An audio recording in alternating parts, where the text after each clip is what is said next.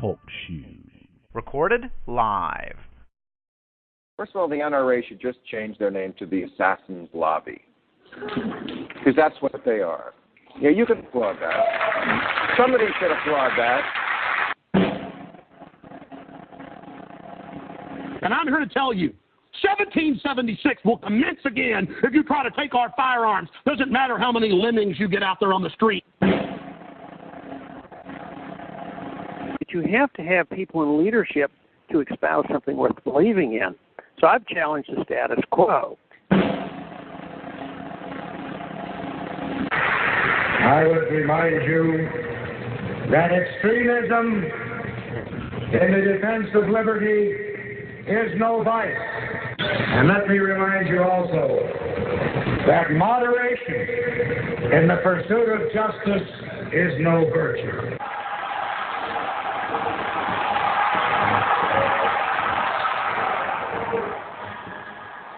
This is how liberty dies. It's under the blow.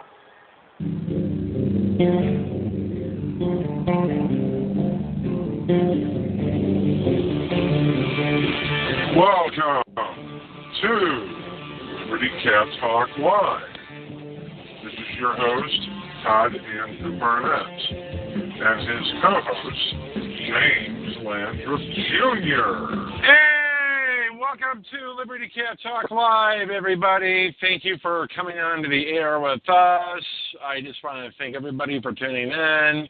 We are now live on the air. This is fantastic. We've got a great show going for us, and it's going to be exciting as usual. But before we get into the bare bones of our discussion tonight, before we get to the nitty-gritty, let me remind my listeners to wear your liberty caps. We are freeing ourselves from the control of the state. We are freeing ourselves from the control of the Republicans and Democrats. We're fighting them all of the time, every day, no excuses. Okay. So, that being said, just want to let everybody know that Jim, my co-host, will not be joining us tonight. His wife just recently got him surgery. So he's going to be gone for the rest of the evening, so we won't see him back until December 6th. It's just going to be me and Will and our other two panelists tonight. So, and our interview guest who should be calling in pretty soon here. So let's get right to it. Will, Coley, Muslims for Liberty, are you with me, my friend? Howdy. Hey. I'm glad that you're here with us, and it's always exciting to have you here. And this is really exciting. What did you do today? Nothing really. It's Saturday. My whole family's been sick, so I've been taking care of the house, taking care of kids, and cooking soup. That's really about it. Hey, you got to keep that spirit up and keep the energy up, so at least you're doing something positive for a change. That's good. That's awesome. Although you always do something positive. Don't get me wrong. I'm just saying, when you're sick and you got to cash in your chips to the point where you're almost there, you got to, keep your energy up and just take all the soup and I'm well. I'm the only one in the house that's not sick. That's why I'm cooking soup. Hey, well, that's even an added bonus there. So, okay, that's awesome. All right, let's get to our other two panelists with us. He is the former Michigan coordinator for the Gary Johnson for President 2012 campaign, that is. And he was a very big promoter of that campaign. He was supposed to go to Canada, but I guess he's stuck in Michigan for a while. But, hey, that's great because he's got a lot in store for him. Please welcome our very good friend, Baron John Carlos Cruz. Hello, I'm happy to be here. I am in Canada, however. I've been up here for a little over a year now. Oh, really? I thought you were in Michigan, you told me. No, I'm still talking about a lot of Michigan stuff, and we're still not sure if we're going to be moving back or not. But for right now, it's good evening from freezing as all hell Montreal. Oh, you're in Montreal. Really? Learn how to speak French-Canadian yet? Oui, je parle petit français a little bit, you know, like everything, like it's very much like a total French society here. So you got to at least make an effort on some level. Otherwise, you're just going to be a total asshole, you know, so I don't want to be that guy.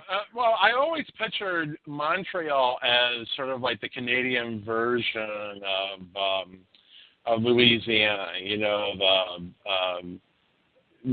that area in the French Quarter, you know, sort of like the French-Canadian version of that. So, yeah. I'd say in a lot of ways it definitely is, and Quebec City too.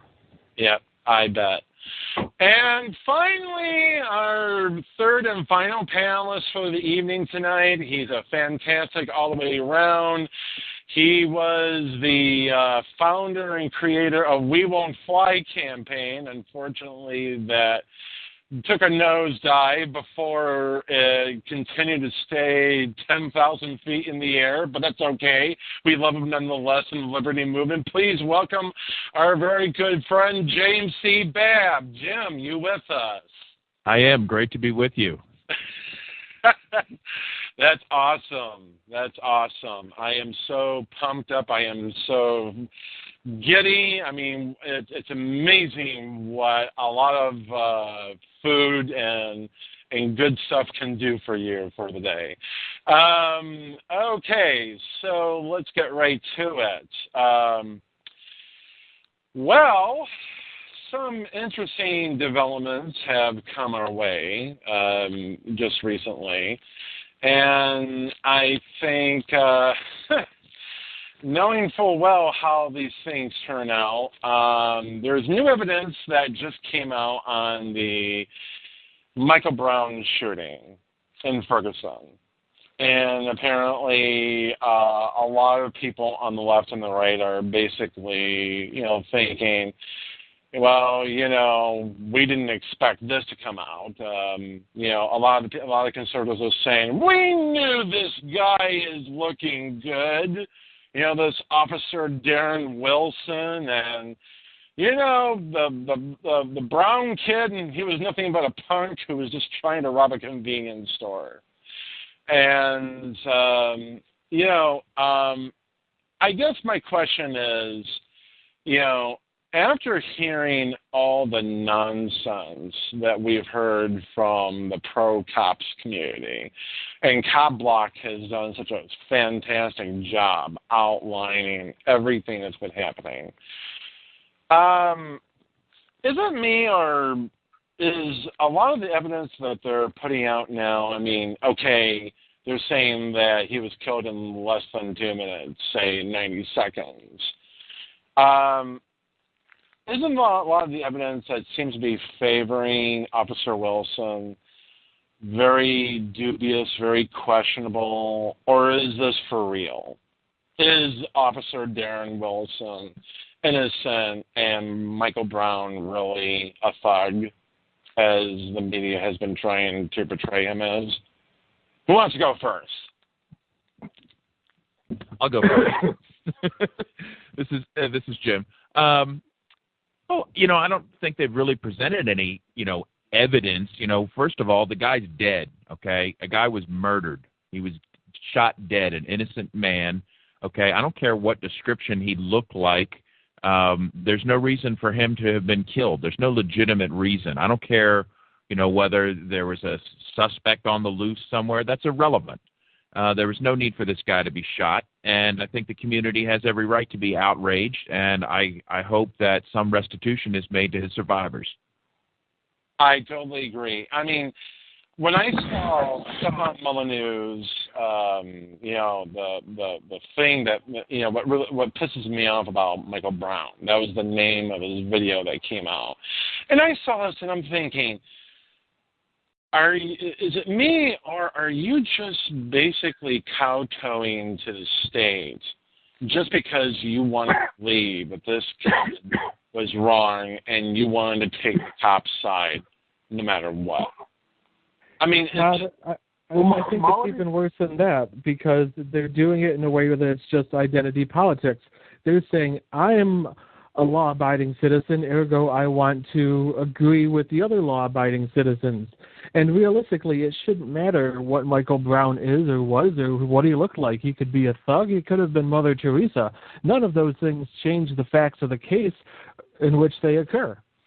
So exactly right. We don't need to be looking at this as a situation of, oh, well, he was obviously just a thug. If he didn't have done this, he would have gotten into a problem anyways. He would have ended up in jail or in the system, or he would have killed somebody, or somebody would have killed him. But this is the mentality that these people have when they look at it, and it's so dangerous because it puts Americans against each other. It puts you in the camp of either saying, I want to identify this person as whatever it is that I have in my head to rationalize what was done and feel like it was all done for a better reason, or I'm going to take the extreme other side. Neither side has any, real evidence on the case when this whole thing first started, and everyone made up their minds as far as if they were on Team Brown or Team Wilson here. But people feel like they need to pick a side just because somebody else has picked a side. And then it just becomes about emotion, and it's not about actually what happened. The whole sight of this whole thing just gets lost, and it's really, really sad.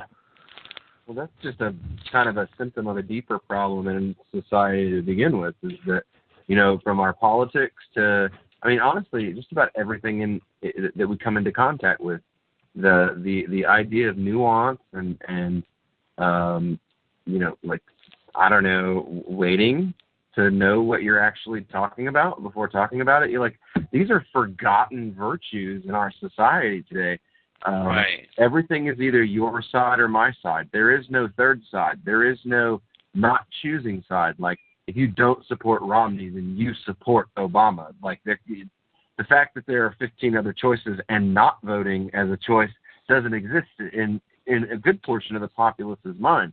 But the thing that didn't get mentioned here, and I guess I'm going to be the party pooper, was the allegations of physical assault, of Brown physically assaulting the officer, that a finger was blown off, and that's some kind of proof to the fact that deadly force was justifiable.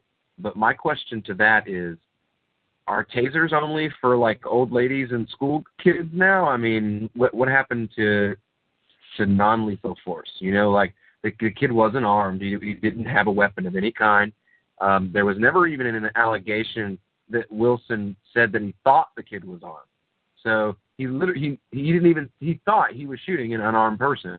So again, do we only use tasers on 6-year-old girls and 90-year-old ladies now? Is that the new rule? And we use lethal force on everyone else?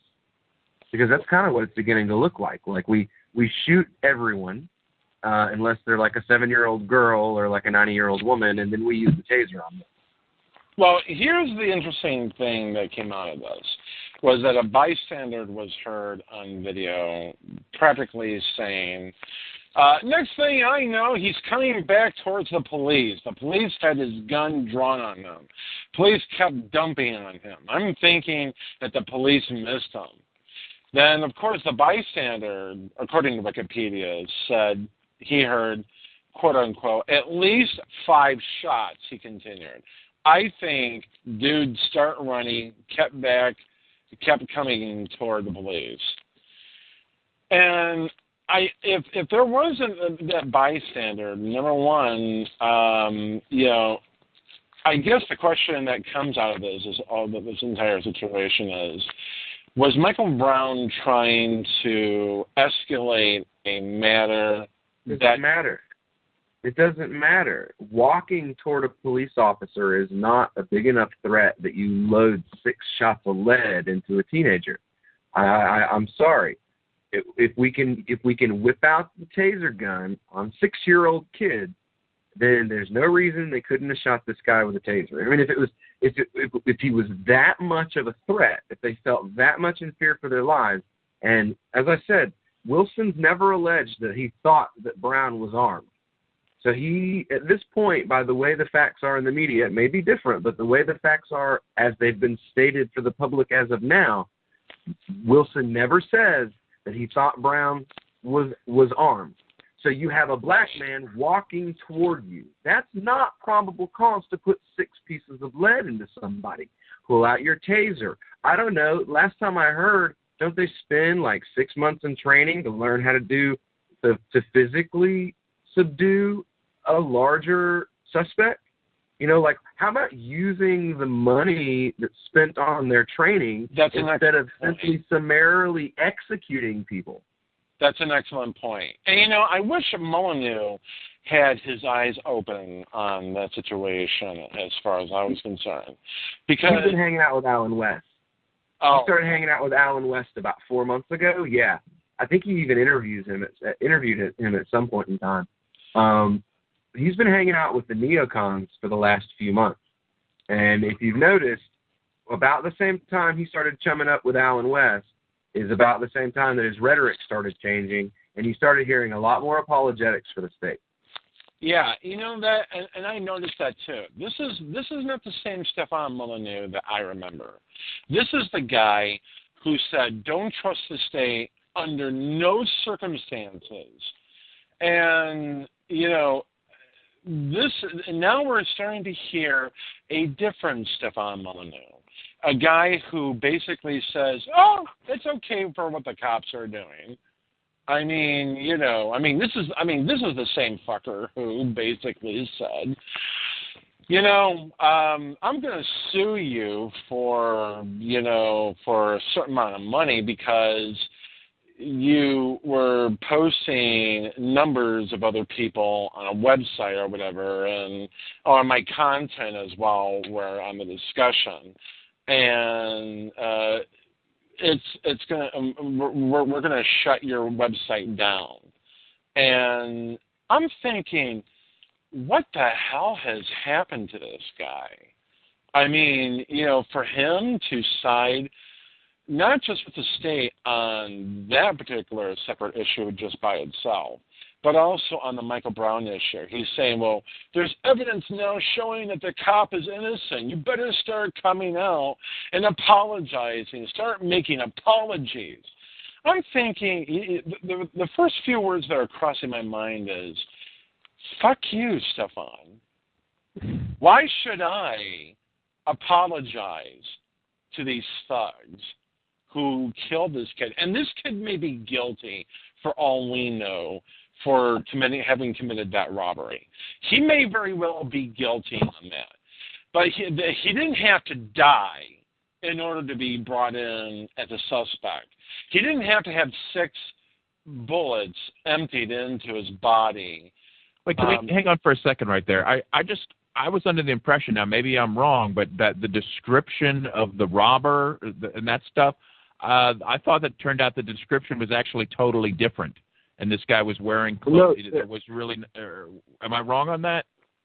No. There was no any. The robbery was something that was released later by the police to try to distract the public, because there was no APB for anyone of any description. The robbery hadn't even been called in yet by the time he was shot. But then I think they did show a video of the robbery. I think that's what it was. I saw that, and you could see that even if they had put out an APB based on what this robber was wearing was totally different.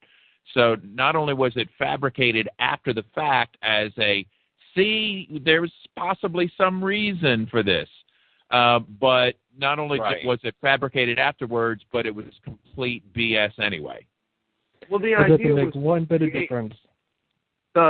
This thug character, so that the cops looked justified. They knew if they created that there's a visceral reaction to a certain portion of the populace here in this country to that thug persona, you know, and they knew that as soon as they cast him as that the right-wing media would take off with it, and that part of the right that has this visceral reaction would immediately agree it had to be you know those black people are always robbing people, and they're just all this, and and I can believe, because that's what they have, these prejudices. I mean, they never admit to them.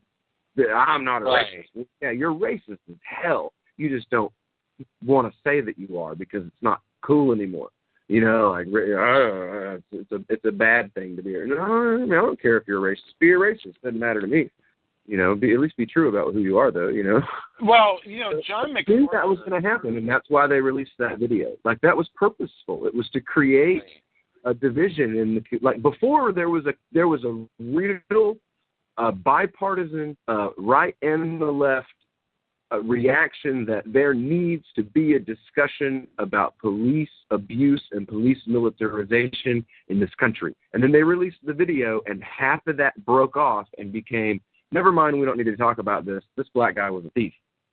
And, I'm glad that you brought that up, because there has been a very widespread police militarization that's been happening throughout the country on so many levels that it's just regurgitating beyond measure. I mean, look at what happened, for instance. I remember there was a case even after the Brown shooting where a young man who was actually a little bit older than Mike Brown, who ended up getting shot 16 times by the cops, even though he had been in a mental institution, even though he had some serious depression problems going on. And this was in Ottawa, Kansas. Not to be confused with Ottawa, Canada. But this is a kid who was shot 16 times. And I'm like, what the fuck, man? I mean, what actually enables cops to empty 16 bullets into a kid, empty their entire clip, just so that this kid, who's now 6 feet under the ground, what was the justification for that? What excuse were they going to have for this? Oh, well, the kid looked like he was a vampire, or this kid, he had like an Uzi in his hand, going Tony Montana style. I mean, he was drugged out of his mind. I mean, there's only 3 reasons, I think, why internally as a police officer you would ever do this. If you are shooting a suspect who you cannot confirm to be armed and doesn't appear to be doing anything like pulling out their Uzi or whatever it is that you want to call it, and it comes down to either they legitimately are racist and they want this person dead, they have misassessed the situation and honestly, truly believe, like they buy into their own paranoia, any single person could be a dangerous criminal at any time, and they legitimately believe that this person is trying to kill them for no rational reason whatsoever. Or 3, they just plain and simple suck at their jobs. It's already been established here that, yes, they're well trained to use tasers. Yes, they should be using them as non-lethal force so you can let the justice system, at least to some extent, work. But they're choosing to go with one of those 3 options, I think. And I think in a lot of cases it's either people just suck at their job or they're a little bit racist on top of it. There is no justice system when it comes to the police department, though, and you have to admit that. I mean, honestly, when I see them say an internal investigation and that like a cop shot a preschool teacher 9 times as she was leaving a house. Yeah, right. Okay, so this is time to put that table on the side. Actually, we're going to continue it, but we're going to continue that in a different form in a few minutes here. This is a blogger and author on LouRockwell.com. He is a very good friend of the Liberty Movement. He has written about Ferguson and other police matters. And not to mention, he also wrote about something very interesting, which we'll get into in a few minutes here. And he's probably one of the best writers in the libertarian movement. Please welcome Will and Grigg. Will, how you doing? Good evening. Thank you so much for those generous remarks and that very kind introduction. I really appreciate it. Oh, no problem. Okay, so we were just talking about Ferguson, in case you haven't noticed here. And there's some evidence that came out, and I think that to start this off with, the less than 2 minutes evidence that Michael Brown ended up getting killed, I'm having a hard time swallowing it. I don't know if it's me or if the evidence is for real, but what do you make of this entire investigation and a lot of the other evidence that has come out, or the lack of a lot of evidence in this case? I mean, was Michael Brown the typical thug that we despise here in America, or is there a case to be made against Officer Darren Wilson? I mean, what's the real skinny on this? The most important piece of evidence is one that is conspicuous by its omission, and that is the instant report from Officer Wilson after the shooting.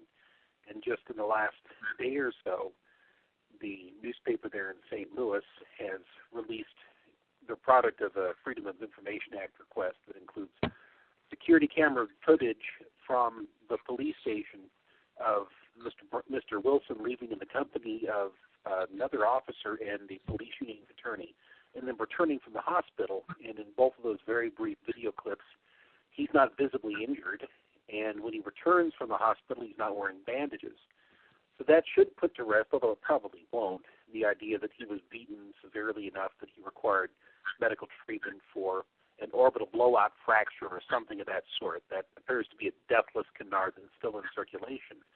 But the point that I found most compelling about this is that he was in the company of other police officers and the union attorney for a number of hours the day of the shooting, and yet we don't have an instant report from Officer Wilson. And what that means is that the story, that for all I know, could still be very much a work in progress. So what happens when you have a police shooting of this sort is that there's a process that I call the road to inevitable vindication. Because usually what will happen is that a police officer will immediately invoke his Garrity privilege. That's from a Supreme Court ruling having to do with investigation of misconduct by government employees.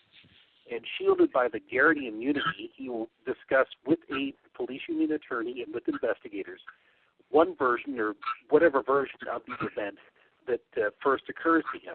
And it can only be used for the purpose of an internal investigation. It cannot be used for civil prosecution or criminal prosecution.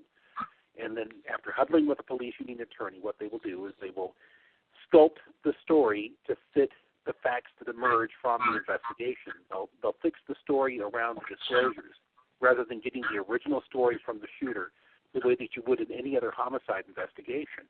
We don't have the original story from Officer Wilson. We don't really have an That's an excellent point. Yeah, we don't really have an indication from the evidence that came forward today that he was aware that Brown was a suspect in a robbery at the time of their initial encounter. And that's a very important point, because he was not pursuing Brown as a suspected felon in a strong-arm robbery. He was annoyed that Brown and Dorian Johns were walking in the middle of the road. Now, the St. Louis newspaper says that sources tell them that after the initial encounter, at that point, Officer Wilson identified Brown as matching the description of the suspect in the strong-arm robbery. But there's nothing in any of the recorded chatter, any of the dispatch communications that have been made available through the Freedom of Information Act request. Nothing in any of those conversations to validate the idea that this identification is ever made. Unnamed sources, most likely with the prosecutor's office, have said that to the paper, but we don't have any corroboration for that. So for all we know, this simply was a case where Officer Wilson became peeved that these two people were walking down the middle of the street and they didn't immediately defer to his command, and that it escalated pointlessly from there. But in any case, as things stand right now, what we're most likely to see will be a no bill from the grand jury because of the way that the investigation was structured and the unique set of privileges and immunities that attach to police officers when they kill somebody. Right. I guess, what really gets me going is that, some of the people are saying in the press that, the city of Ferguson, or at least some of the residents there, are just basically preparing and embracing for another set of riots should Officer Wilson not be indicted and he's dismissed and that he's able to return to duty in light of everything that's happened so far. Do you think that there's going to be another riot happening? And do you think that this is just going to be another way for the officials in the Ferguson Police Department just to say, oh, well, this is tough luck. I mean, you're not going to get your indictment, so shut the hell up. The grand jury's made its decision, what have you. I mean, what do you think? I earnestly hope that we're not going to see a riot, and I'm desperately afraid that we will. And I think that a number of things that have been done have been calculated for the purpose of trying to incite that type of reaction. Witness the fact that the police chief in Ferguson announced today or yesterday that assuming that Wilson is acquitted, or no billed rather, by the grand jury, that he'll be immediately reinstated to duty in a town where obviously his services are no longer necessary, helpful, or wanted. That's, right. I think, a calculated insult. It's a calculated provocation. I do think that most of the people who were involved in the protests earlier, from what I was able to see, had no interest in setting fire or looting property that belonged to others. We saw plenty of instances where people who lived in Ferguson were attacked on their own property by the riot police, who were hurling tear gas grenades and flashbang grenades onto the property of people who remained in their own homes. And that's what's been calculated to provoke the type of reaction that would justify and validate the actions of the police. Right. And we do know that a number of people arrive from outside the town for the purpose of pouring accelerant on whatever sparks of discontent they could find. There are people who are professional agitators of that sort and simply do it as a hobby. And we're going to have people of that sort show up, unfortunately. But I do think, once again, that the process was rigged from the beginning, as almost all police shooting inquiries are rigged. The presumption is that a police officer is a privileged aggressor. As a matter of fact, if you read the Missouri statute on justifiable homicide, it says that explicitly. Right. Not in that specific phrase, but in the sense that you don't have, as a police officer, the same requirement not to engage in aggression that you do as a member of the productive class, as somebody who's not a police officer.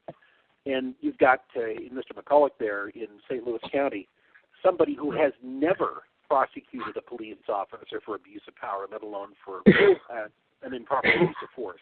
In his universe, the actions of a police officer are self-ratifying, and they don't need to be justified. What needs to be justified would be the behavior of the private citizens on the receiving end of that force.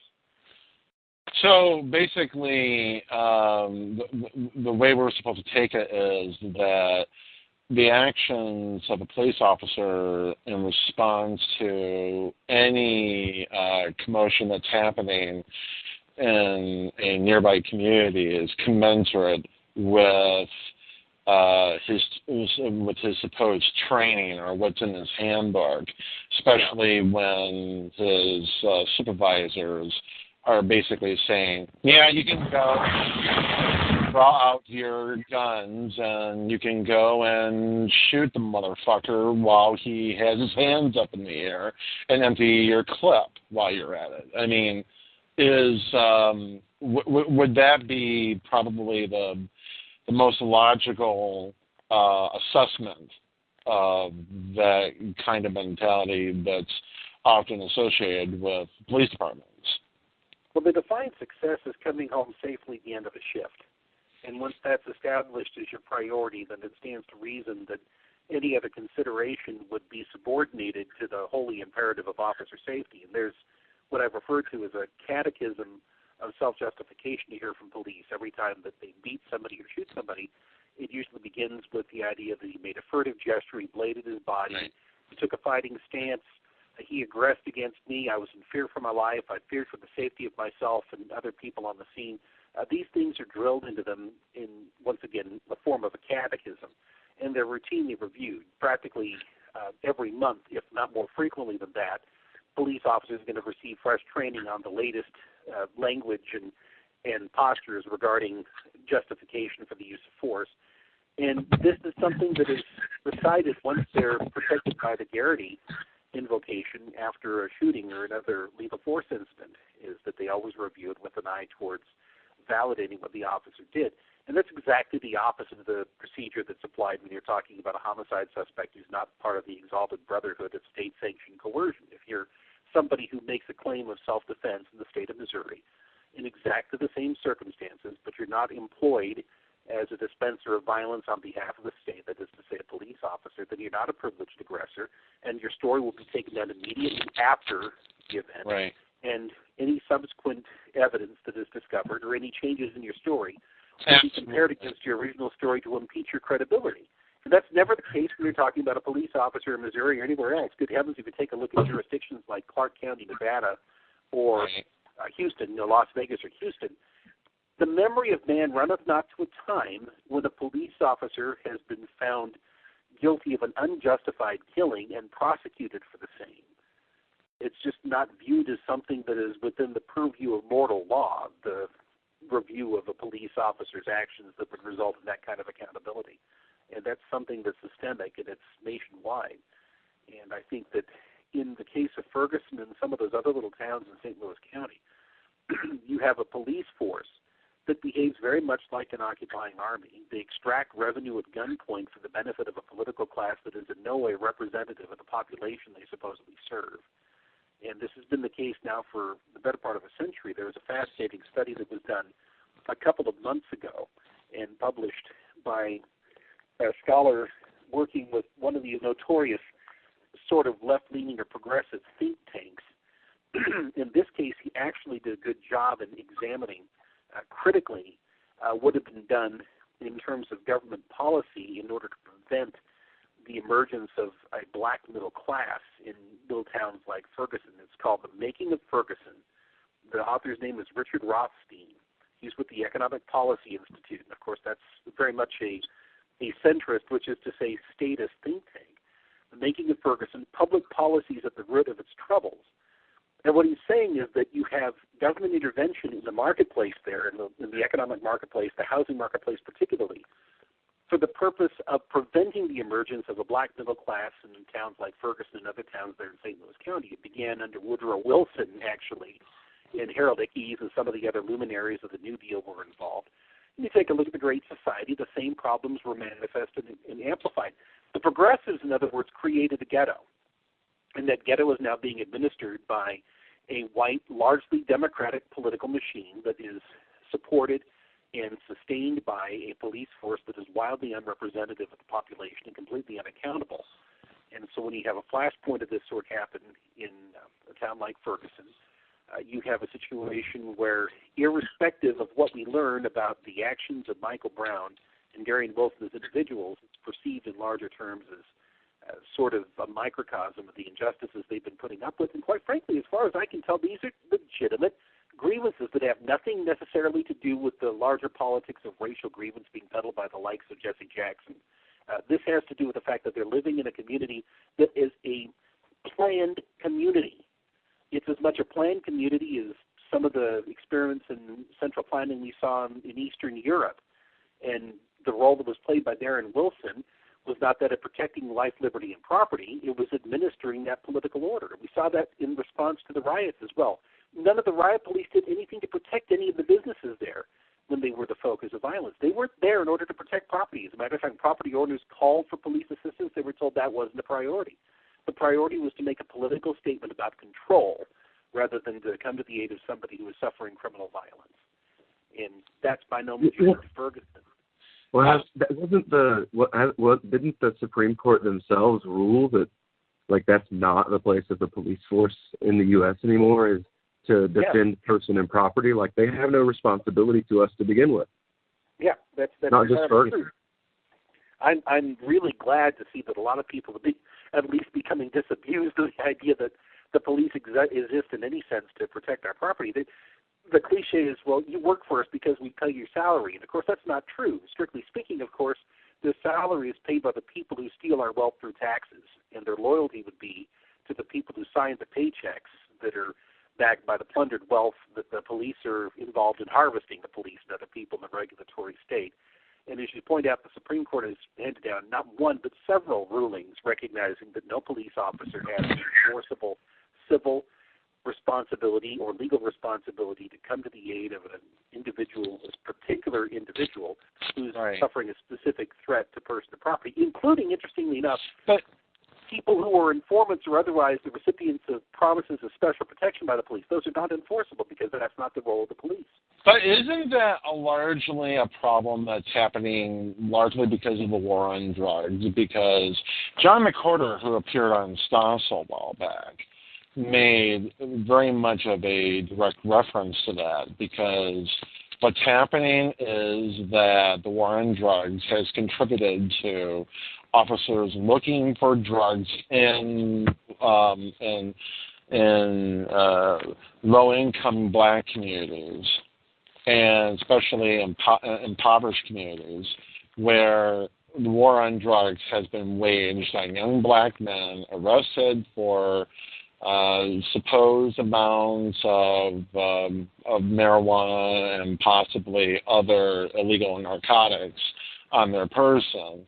When in a lot of cases, there's been a lot of rumors and a lot of allegations over the years, most of which has been indiscriminately proven, that these types of drugs and whatnot have been planted on these young men to make it look like, well, okay, he was, he had this possession of this narcotic on him, but almost at the same time, the cop was the one who must have planted it on him.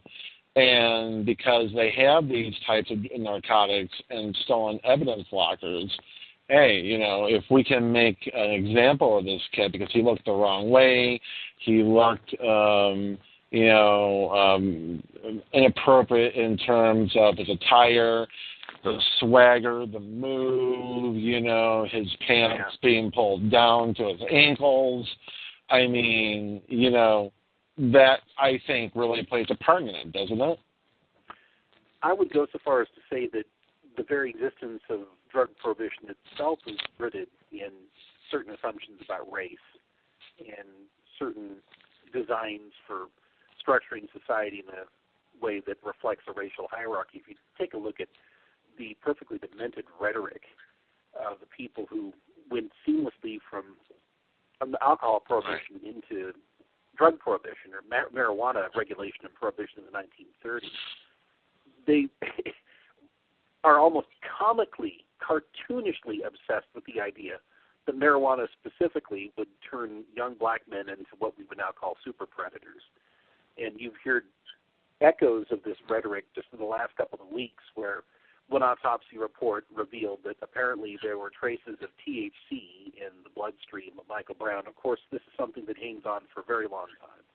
THC tends to be very durable in the bloodstream. I'm glad you brought that up. It's not as if that's evidence that he'd been smoking that day or he'd smoking the day before. It could have been a week earlier. That's one of the oddities about THC. But you actually saw some people say, well, this would suggest that he would have been hallucinating and hyper-aggressive, because everybody knows that's the natural impact of cannabis on the nervous system, is that it makes you into an aggressor. Well, that's Harry Anslinger's idea from the 1930s. And that's passed down from generation to generation, because... Yeah, of course, he was deliriously self-contradictory about that, too. Depending upon the specific set of social circumstances and the rhetorical needs of the moment, he would say in the 1930s that marijuana would turn you into an aggressive sex fiend. But in the 1950s, when suddenly we were all ramped up about the idea that the communists were going to take over the world and we had to mobilize the youth in order to hold the red myrmidons at bay, he was saying, well, the problem with marijuana is it'll make you torpid and indifferent, and so we won't be able to turn you into the type of hyper-aggressive super soldier we need in order to deal with the Russians. It's completely contradictory in a matter of a generation, less than a generation, a matter of decades. Anslinger had gone from saying that marijuana will make you into a berserker to saying that marijuana will turn you into a hippie. And in any case, nobody knows exactly what the effects of THC would have been on Michael Brown, because we don't know how much he consumed. We don't know when he consumed it. But that's something that's sort of a residual effect of a lot of this rhetoric that is overtly racial in its nature, and it's very much part of the warp and weave of drug prohibition. And you're right in terms of the way that it has mobilized police in order to be the custodians, supposedly, of the bloodstreams and the physical persons of your young people, black people in particular. That's something that does result in the type of escalation we're talking about, where people are stopped and frisked on the streets of New York City in defiance of repeated court orders. That's still very much going on. If you take a look what happened, though, specifically in St. Louis County, there was a tremendous study done by Arch City Defenders, which is a consortium of defense attorneys, public counsel, publicly appointed defense counsel. They went and crunched the numbers about the citations being issued in St. Louis County, and then they used a number of statistical databases that were compiled by the state, I believe pursuant to some kind of a federal administrative order. And they pointed out that black people, black motorists specifically in St. Louis County, were far likelier to be stopped and cited and arrested, in spite of the fact that statistically, white drivers were likelier to be in possession of contraband. So there's actually a lower measurable rate of black people in possession of substances that the government wants to prohibit than white drivers in possession of the same substances. And yet they have a far higher rate of stops, far higher rate of citation, and a far higher rate of prosecution. And they get fed into a perfectly horrible judicial system there that turns them into paupers. If there's any kind of progress they're making, if they found any kind of traction at all economically, one encounter with a police officer in St. Louis County is enough to ruin your life, because you'll be fed into the system with no realistic prospect of improving your circumstances. And Michael Brown's mother made that point the day that her son was killed. I've tried so hard to keep him in school, tried so hard to keep him on the straight and narrow, tried to teach him to behave and discipline himself and try to avoid all these pitfalls. And now he's lying there. His mortal remains are lying there dead in the street like a gutted animal. No, it's interesting. It's interesting you bring that up, because there was talk about, how this young man was, his mother was actually arrived in the back in the parking lot of some location. I can't remember which one it was, but maybe you know exactly where I'm going with this. Apparently, she was handing out flyers, and she was, trying to get people to see, about this whole situation with her son. And, well, I mean, I'm just thinking to myself, the family has gone through so much, that this family has really endured a lot. And for his name to be dragged through the mud, because, something, a lot of people just want to say, systematically and automatically, this kid's a thug because he held up a convenience store robbery, which is, and the jury's still out on that one as far as I'm concerned. So, there really is no conclusive evidence, because it's not like he was looking at the tape wearing a neon sign, "I'm Mike Brown, this is me, holding up a convenience store, I got a gun here." I mean, it's not like he's trying to cause that much attention. And then all of a sudden, lo and behold, there was a robbery that went on. The description was a black male wearing a hoodie, and he had a pal, there was also another tape out there that was coming from the same store that showed that he paid for. It was ambiguous, It was very ambiguous. There was some ambiguity as to whether there was actually money tendered for the transaction. That wouldn't explain the little confrontation with the clerk. I don't know what happened there. The problem is that they cleared the case by shooting the suspect. And that, unfortunately, is a pretty good illustration of one of the terrible things about government law enforcement.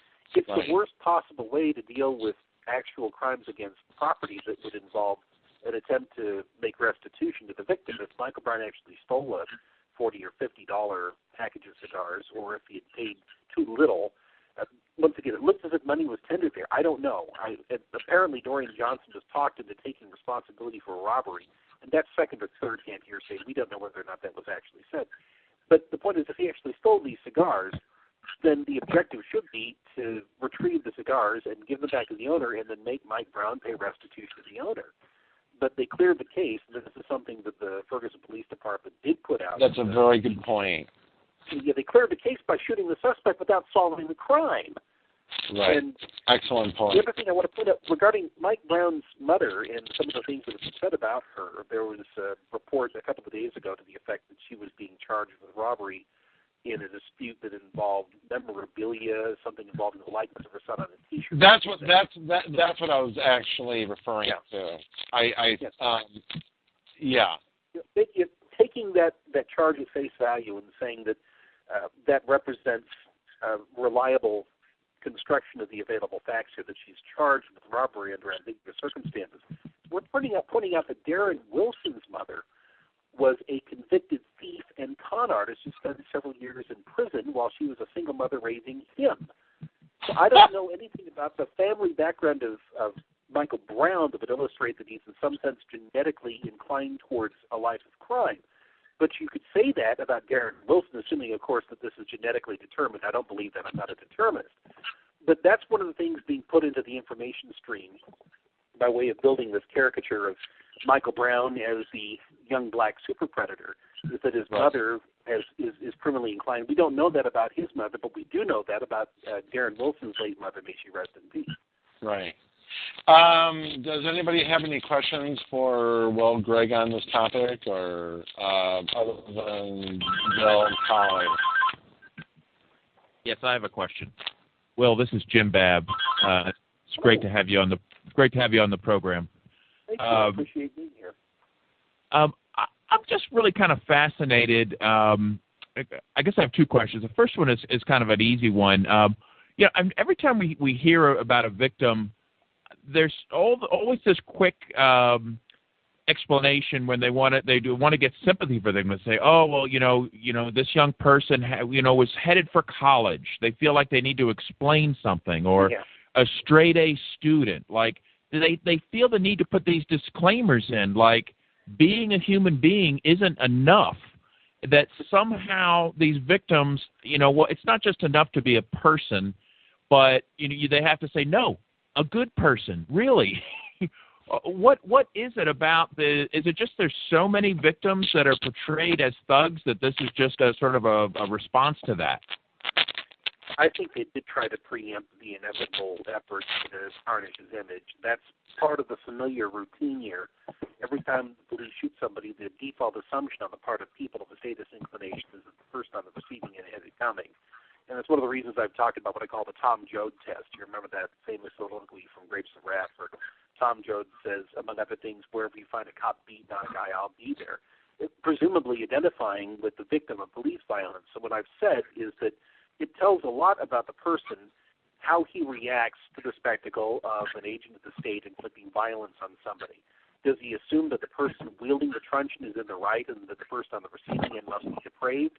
Or does he look at this and say, look, the fellow there wearing the government-issued costume and wielding a club has to justify what he's doing. By what right are you hitting that man? Now, the latter attitude, I contend, is the American perspective, because the great promise of America was that government was going to have to justify itself. Not merely justifying what government agents do, but the very existence of government. That's something that this gloriously seditious document, the Declaration of Independence, makes clear. The existence of government is contingent. Our rights are non-negotiable, but government better damn well justify its own existence. And that should apply when you see somebody in the state inflicting violence on somebody. But unfortunately, people have been indoctrinated into the belief that if somebody's receiving that kind of attention from the police, then that person has it coming to them.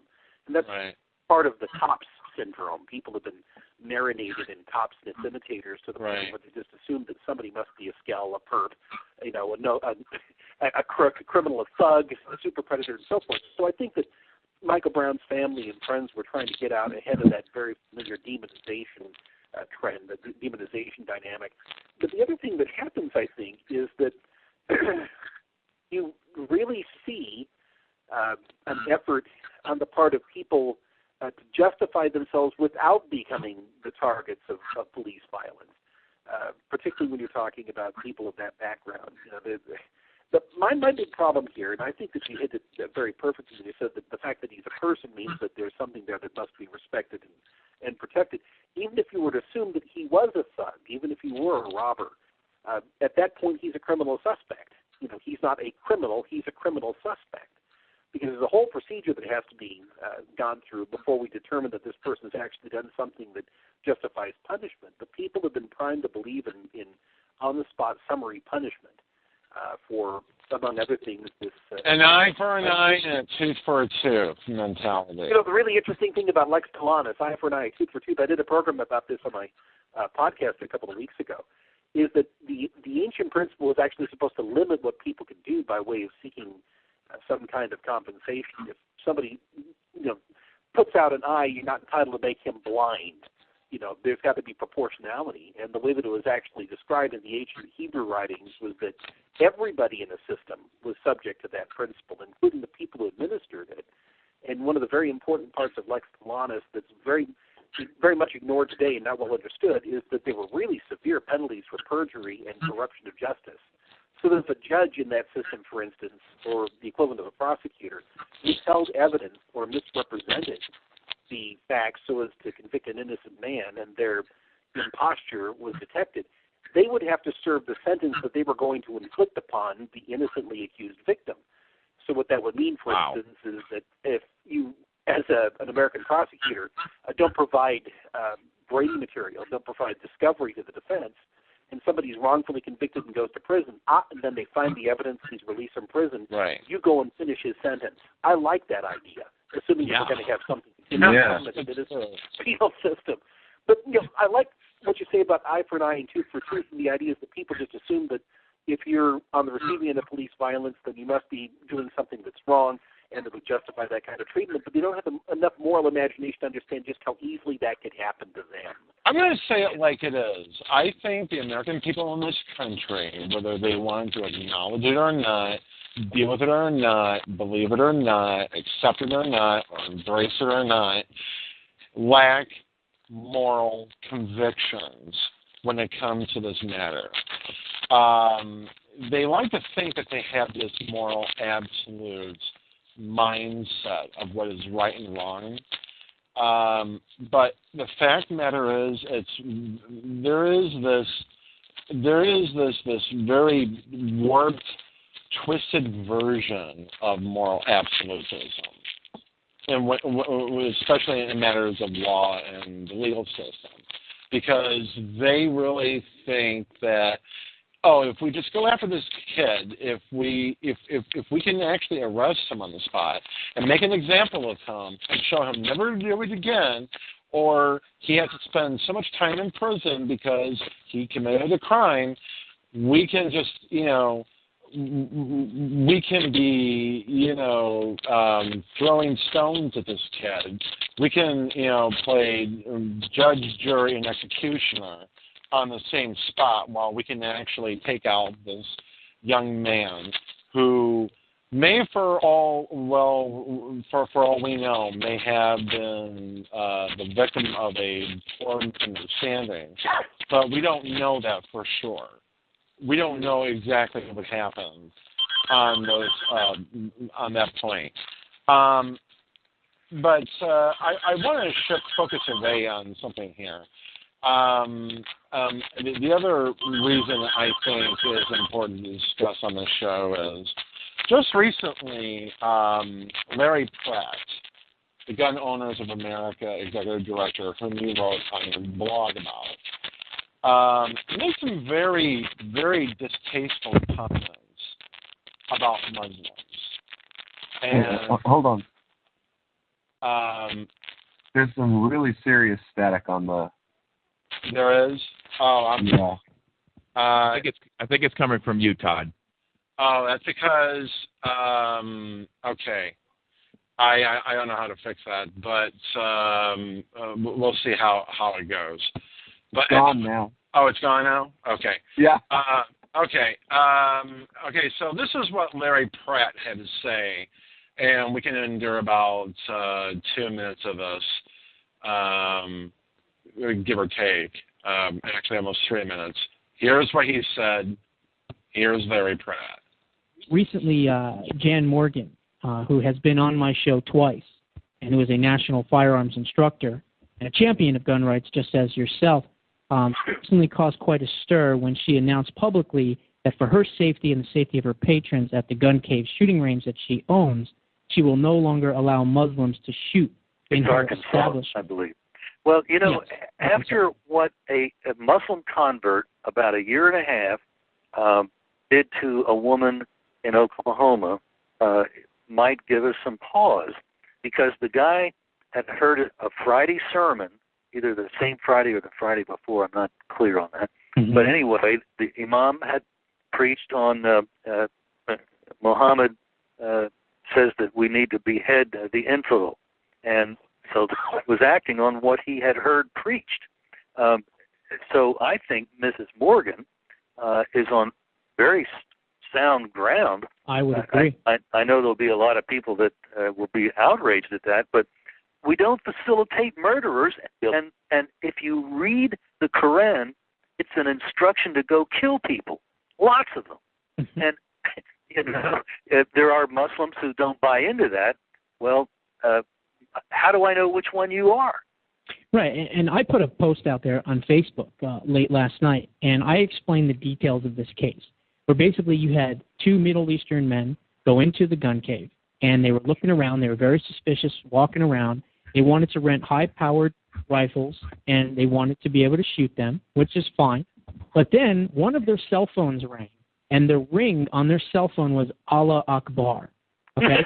No, I'm serious. And it was over and over, Allah Akbar, Allah, over and over and over. So immediately, you know, Jan's not a dummy. She knows what that means.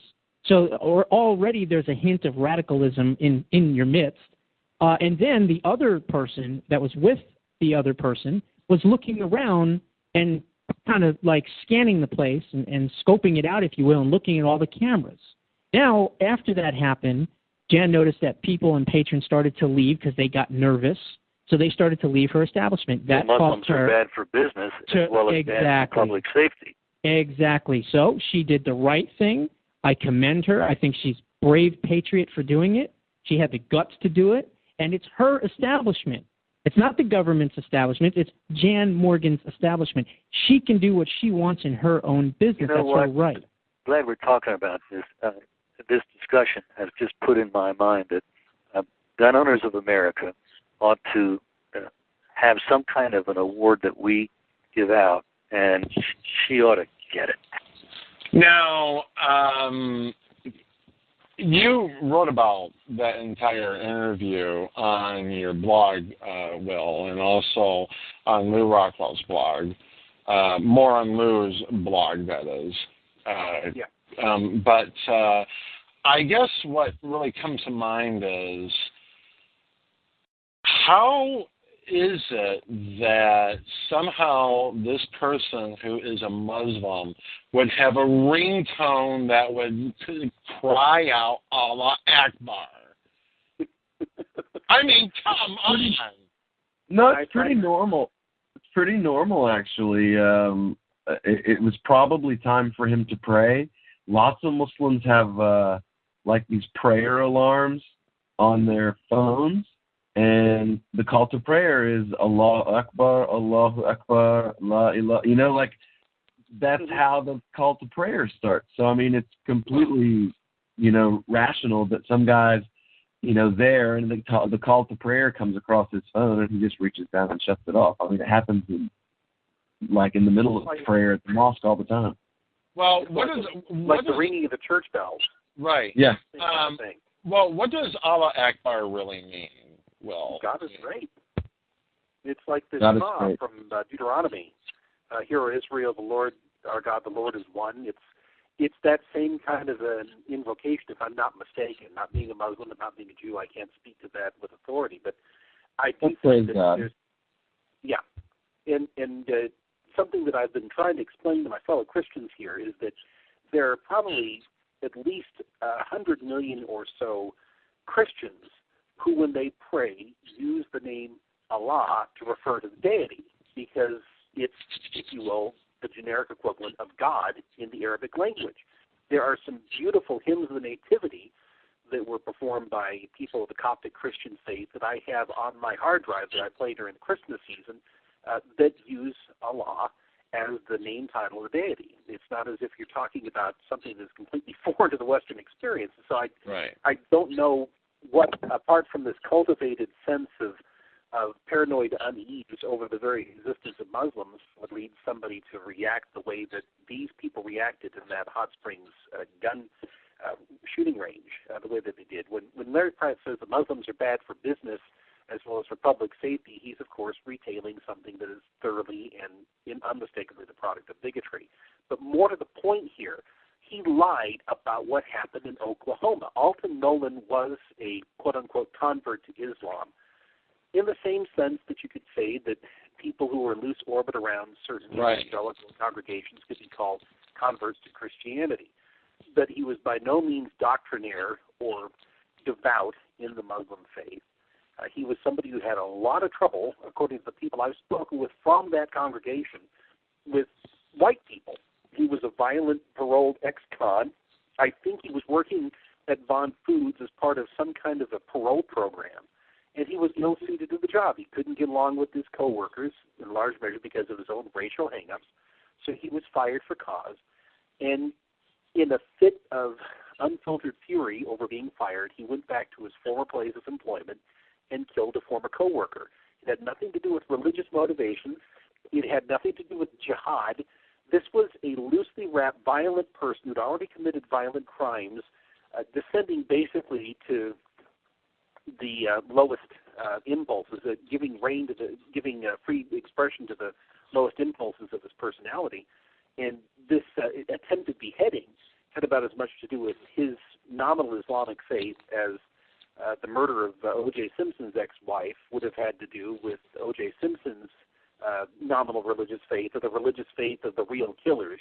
Take your pick as to what happened in that specific incident. Nicole Brown Simpson was killed by somebody who nearly beheaded her, and that didn't have anything to do with Islam or the Southern Baptist denomination of Christianity or any of the religious faith. It was an act of violence.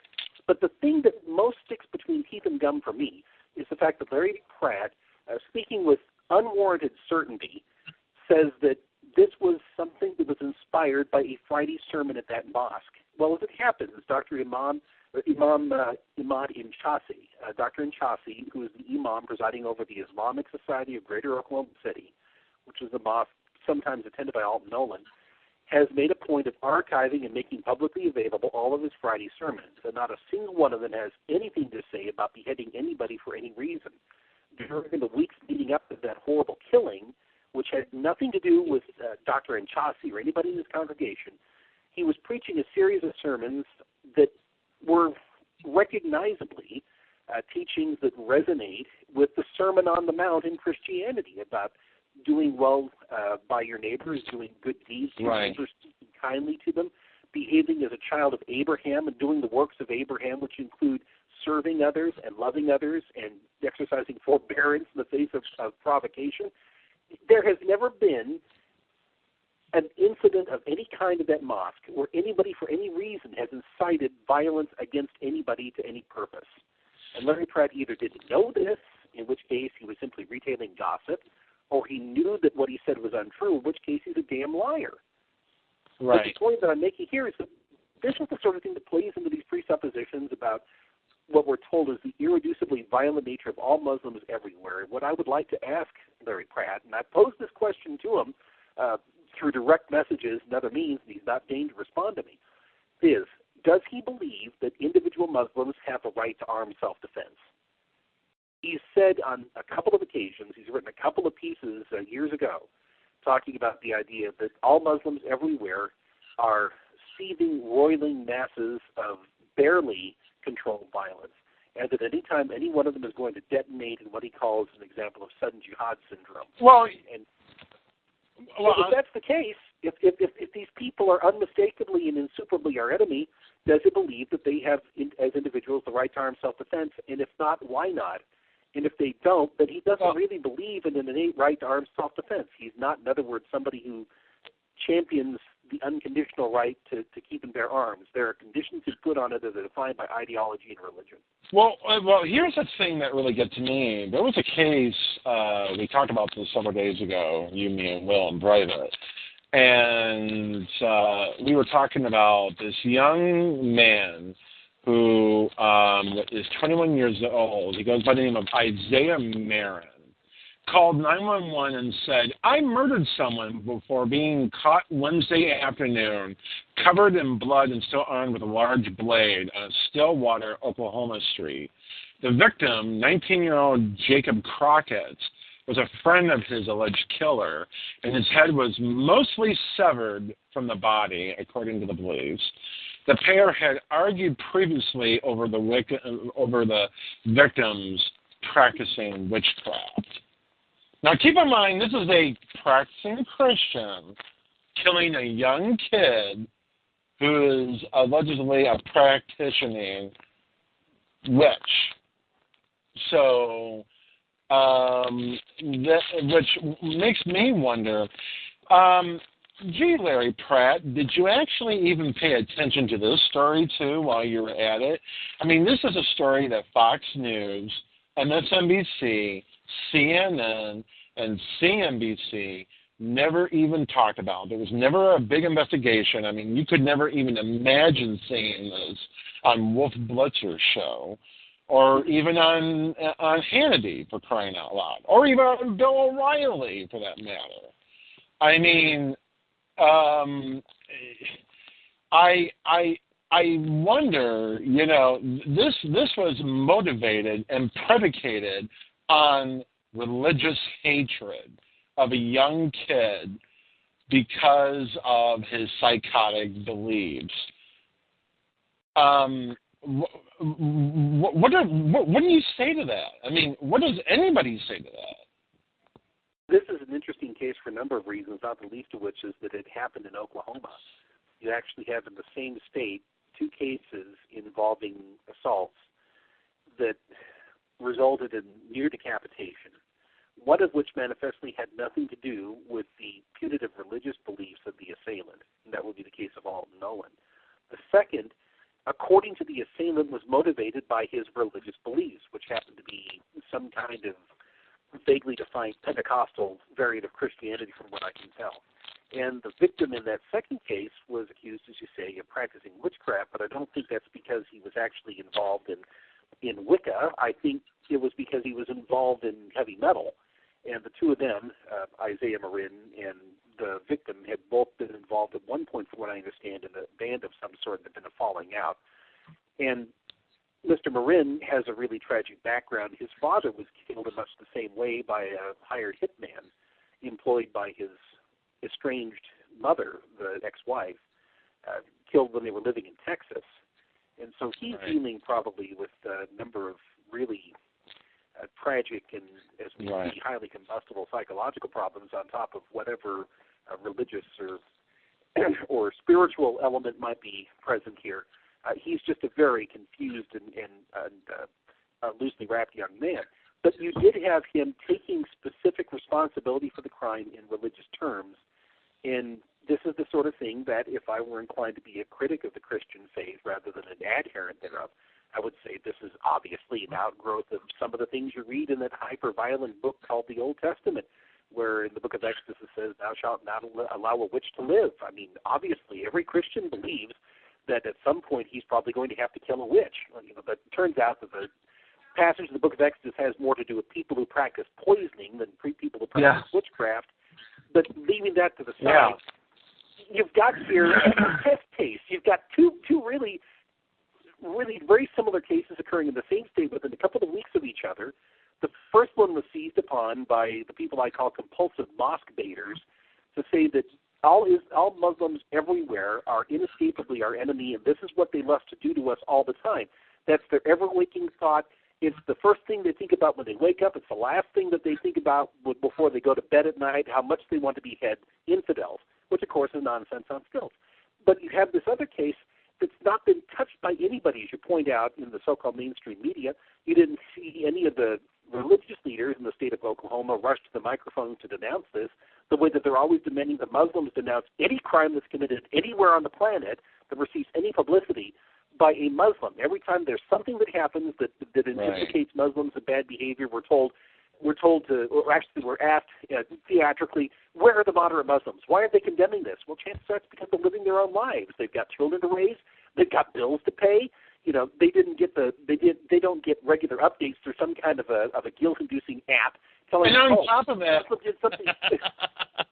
did something bad today. Now you have to tie yourself in knots of contrition over something you had nothing to do with. Right. On top of that, they don't get the kind of representation in the media like Christians do. I mean, they don't the best form of representation that I'm seeing right now and coming from is thanks to, Will here and Muslims for Liberty. But outside of that, unless you go to the conventions like CARES conventions and whatnot, you have there are just no outlets for a lot of Muslims out there to actually, to comment on these kinds of cases or deal with these kinds of cases, because the media automatically assumes, gee, these are the kind of people you see on Homeland with Claire Danes. Because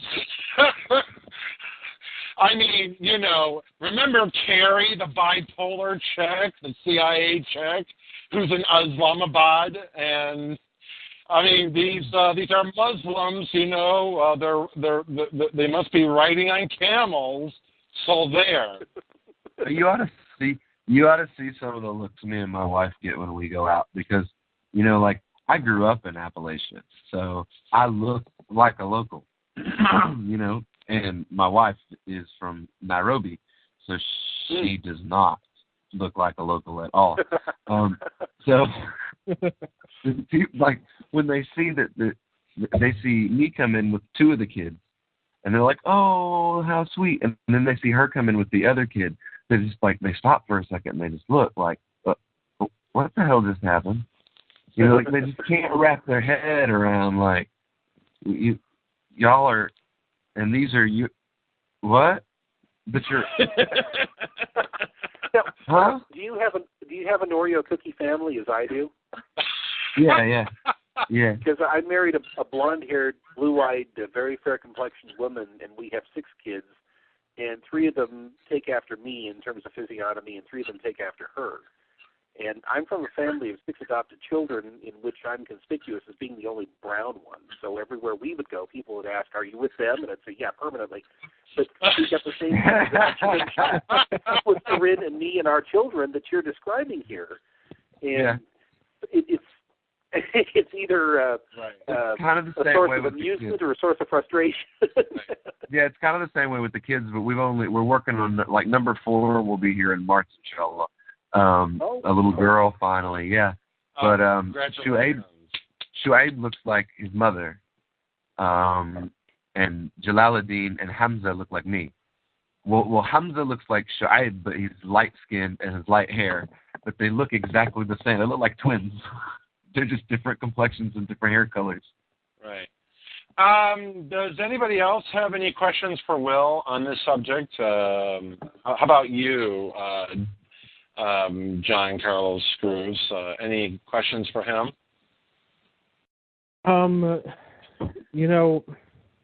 I don't really have any questions per se. I think you did an excellent job of addressing everything that needs to be. Okay. How about any more questions from you, Jim Babb? Yes. I have a question for Will and for both Wills, actually. First, I just wanted to mention the Muslims for Liberty at PorcFest this past summer was absolutely incredible. Thank you, Will Coley, for providing such hospitality and wonderful food for the entire festival while you were there. That was fantastic. I thought I recognized your voice. That was excellent, and I know that everybody really enjoyed it. And my question for Will Grigg is, will you be coming to PorcFest so you can experience this firsthand this summer? I feel, first of all, both deprived and ashamed that I haven't been able to. And it's my aspiration to do that if I have the material means to do so, because as I've read accounts of PorcFest and seen the videos and I've received feedback from it, it sounds like it would be a perfectly wonderful, immersive experience for me and my kids, and it would probably be a really good way to introduce them to the concept of being self-directed and not being ruled, which I think is something we need to teach everybody. So if I can, I'd love to be there. Well, let's put it another way. I know that there are countless people that would also want you to be there. Now, I know you don't fly, so you're talking about just an incredible commitment just in traveling time. But if the material costs of transportation were met by interested people like myself and so many others I know, maybe we could talk you into investing that much time. I know that's a pretty serious commitment that you don't have to make now, but maybe we'll throw a chip in or a GoFundMe or something up there and just say, we need like $3,000 to get the Griggs out here this year. That'd be wonderful, and I'm very persuadable. Okay. Hey, that works great. You can always I have yet to try your cuisine, Will, so trust me. I've had hummus because of the Muslim population here, but I bet I will tell you right now, Middle Eastern food is the bomb. It is. I mean, it is great. Making it that way is a little bit dangerous. Yeah.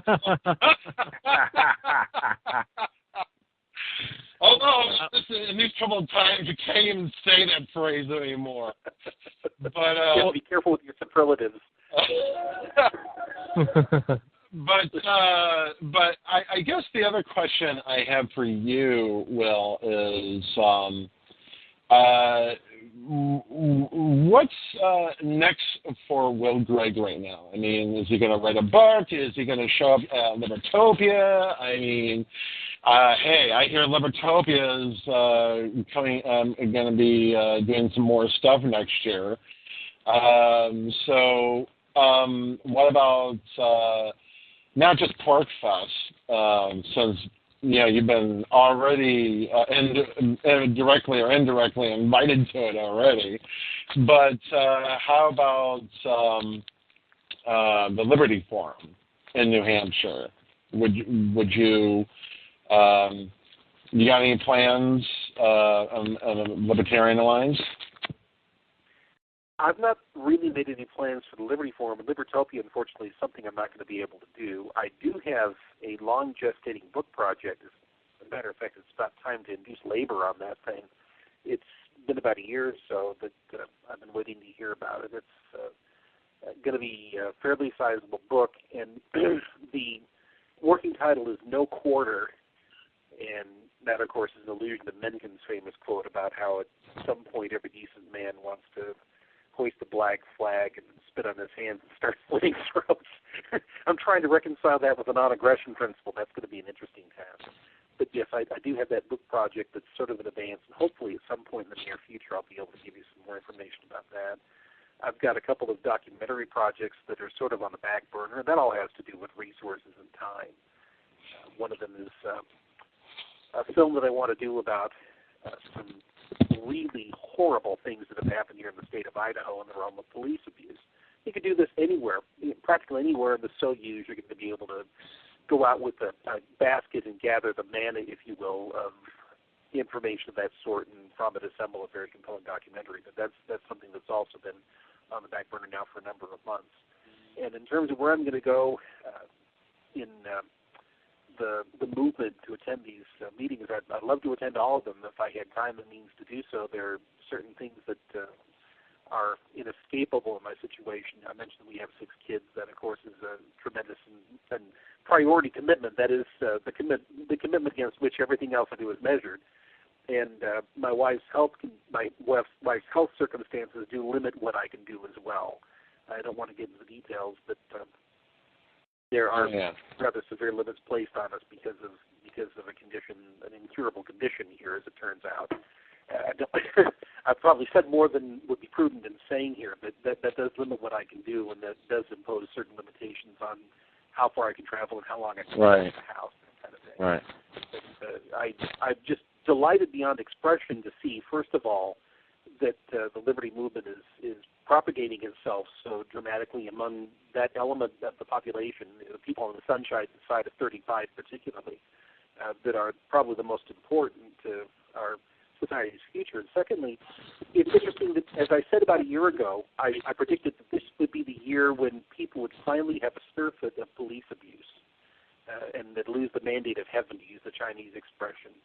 And we've seen that happen. We've seen a real sea change in public perceptions of law enforcement that I think is badly overdue. That's not to say that we're anywhere near the end of the quarrel right now. We're seeing a tremendous pushback, as you well know, from police unions and police organizations. Right. Where if you post something on Facebook that is derogatory to the police, you could be fired if you're a short order cook from Santa Quin, Utah. We just saw that happen. But we're not quite to the point of what I call peak jackboot yet, but I think that we're getting there. So that gives us some ironic, I think, cause for optimism, albeit of a dark variety. Approaching peak jackboot, and that's our cause of optimism. Yeah. I wanted to ask you about a couple of more things, but before I do that, Will, do you have any other questions for Will Grigg? Well, I actually wanted to ask him, have you read some of your comments earlier that you were talking about, like how many, like, will people allow the jackbooted thug with the costume and the stick to beat a man in the street? Have you read Authoritarian Sociopathy by Dobby Barker yet? Not yet. I need to. That's one I definitely should make a priority. Yeah. The whole concept is to do underground, like agorist psychological experimentation to see how often would a civilian stop a police officer from basically beating a person to death in the street. Yeah, I actually saw a presentation about that in Phoenix earlier this year, and I was really excited by that because that's what you have to do in order to, I hate to use the expression, but I think it's opposite, reprogram people, to dispense with the trappings of this mystical fiction called authority and take a look at what one person is doing to another. But I haven't read that yet, but I need to. I read a very short treatment of the subject, and I was intrigued by it, very excited by what they're doing. He's our, I guess you would call him, like, Muslims for Liberty is run like by anarchists, pretty much. Mm-hmm. So it's kind of run like anarchists would run something. So, like, we all have titles, but they really don't mean anything. Right. Dobby's the quote-unquote second in command, basically, because he does all the writing. And, I have to... We are. And I have to admit, I love Dobby's writing. I think he's spectacular, and he has done such an awesome job with the content and with the setup of Muslims for Liberty website. Well, he's the editor at the Daily Anarchist too. So like that's his puppy over there. Right. All that stuff at Daily Anarchist is.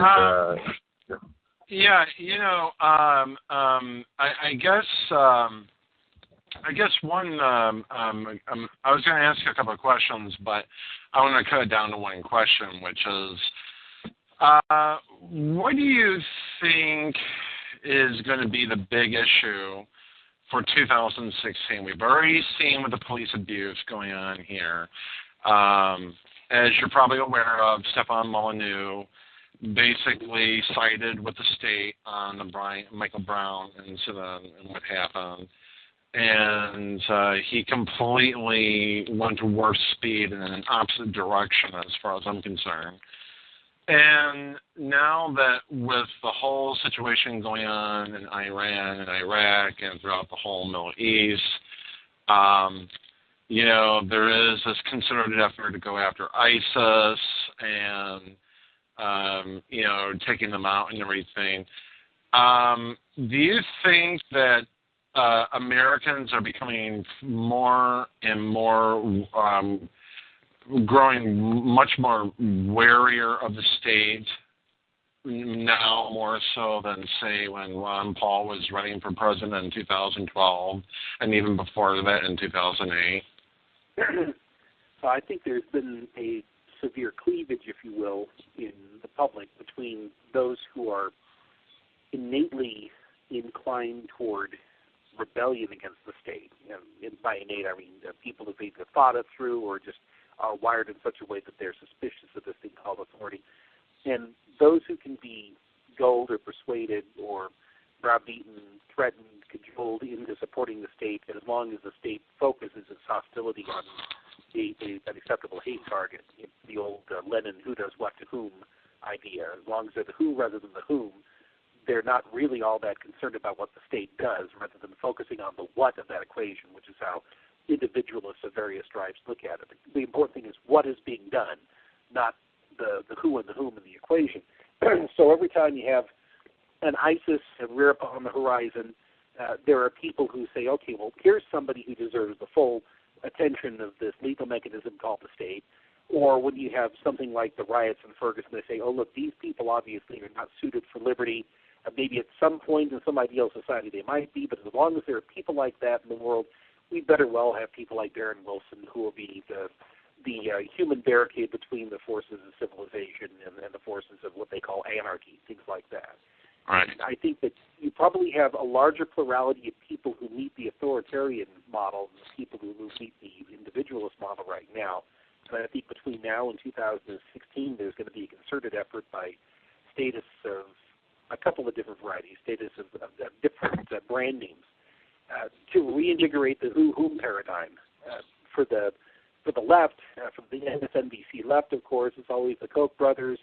It's always the people in the private sector who are discriminating against gays and lesbians and others. They're the real enemy. They're the people who should be the focus of state attention. For people, the statists of the Fox News variety, it's the illegal immigrants, it's the Muslims, and so forth. We're coming up on a presidential election. That's when we reach the apex of the nadir, I guess is a better description. Or the John Boltons or the Bill Maher's of the world. Yeah, exactly. They're in their separate ways equally repulsive, and sometimes I think it'd be great if we could take John Bolton and Bill Maher and sew them in a sleeping bag with a rattlesnake and hurl them into the Tiber or something. Non-aggression. I'm a pacifist. I have to remember that. Even people like that need to be persuaded rather than beaten. Or put him in a sleeping bag with a rattlesnake in self-defense. I don't know. I think that'd be pretty persuasive. That would be a persuasive measure there. Will, thank you so much for joining us tonight. It's been a pleasure having you with us. I mean, I know we went over time. I've enjoyed it too. Thank you so much for the opportunity. Oh, no problem. And, keep fighting the good fight. Any more interesting stuff coming from Larry Pratt, please keep us advised. I'll tell you right now. Because I'll tell you right now, after hearing what Larry Pratt, a little unfortunate circumstance happened yesterday where I wasn't able to interview him, but he wanted a half-hour interview anyway, and there was not much I was going to get out of him in a half hour anyway. So,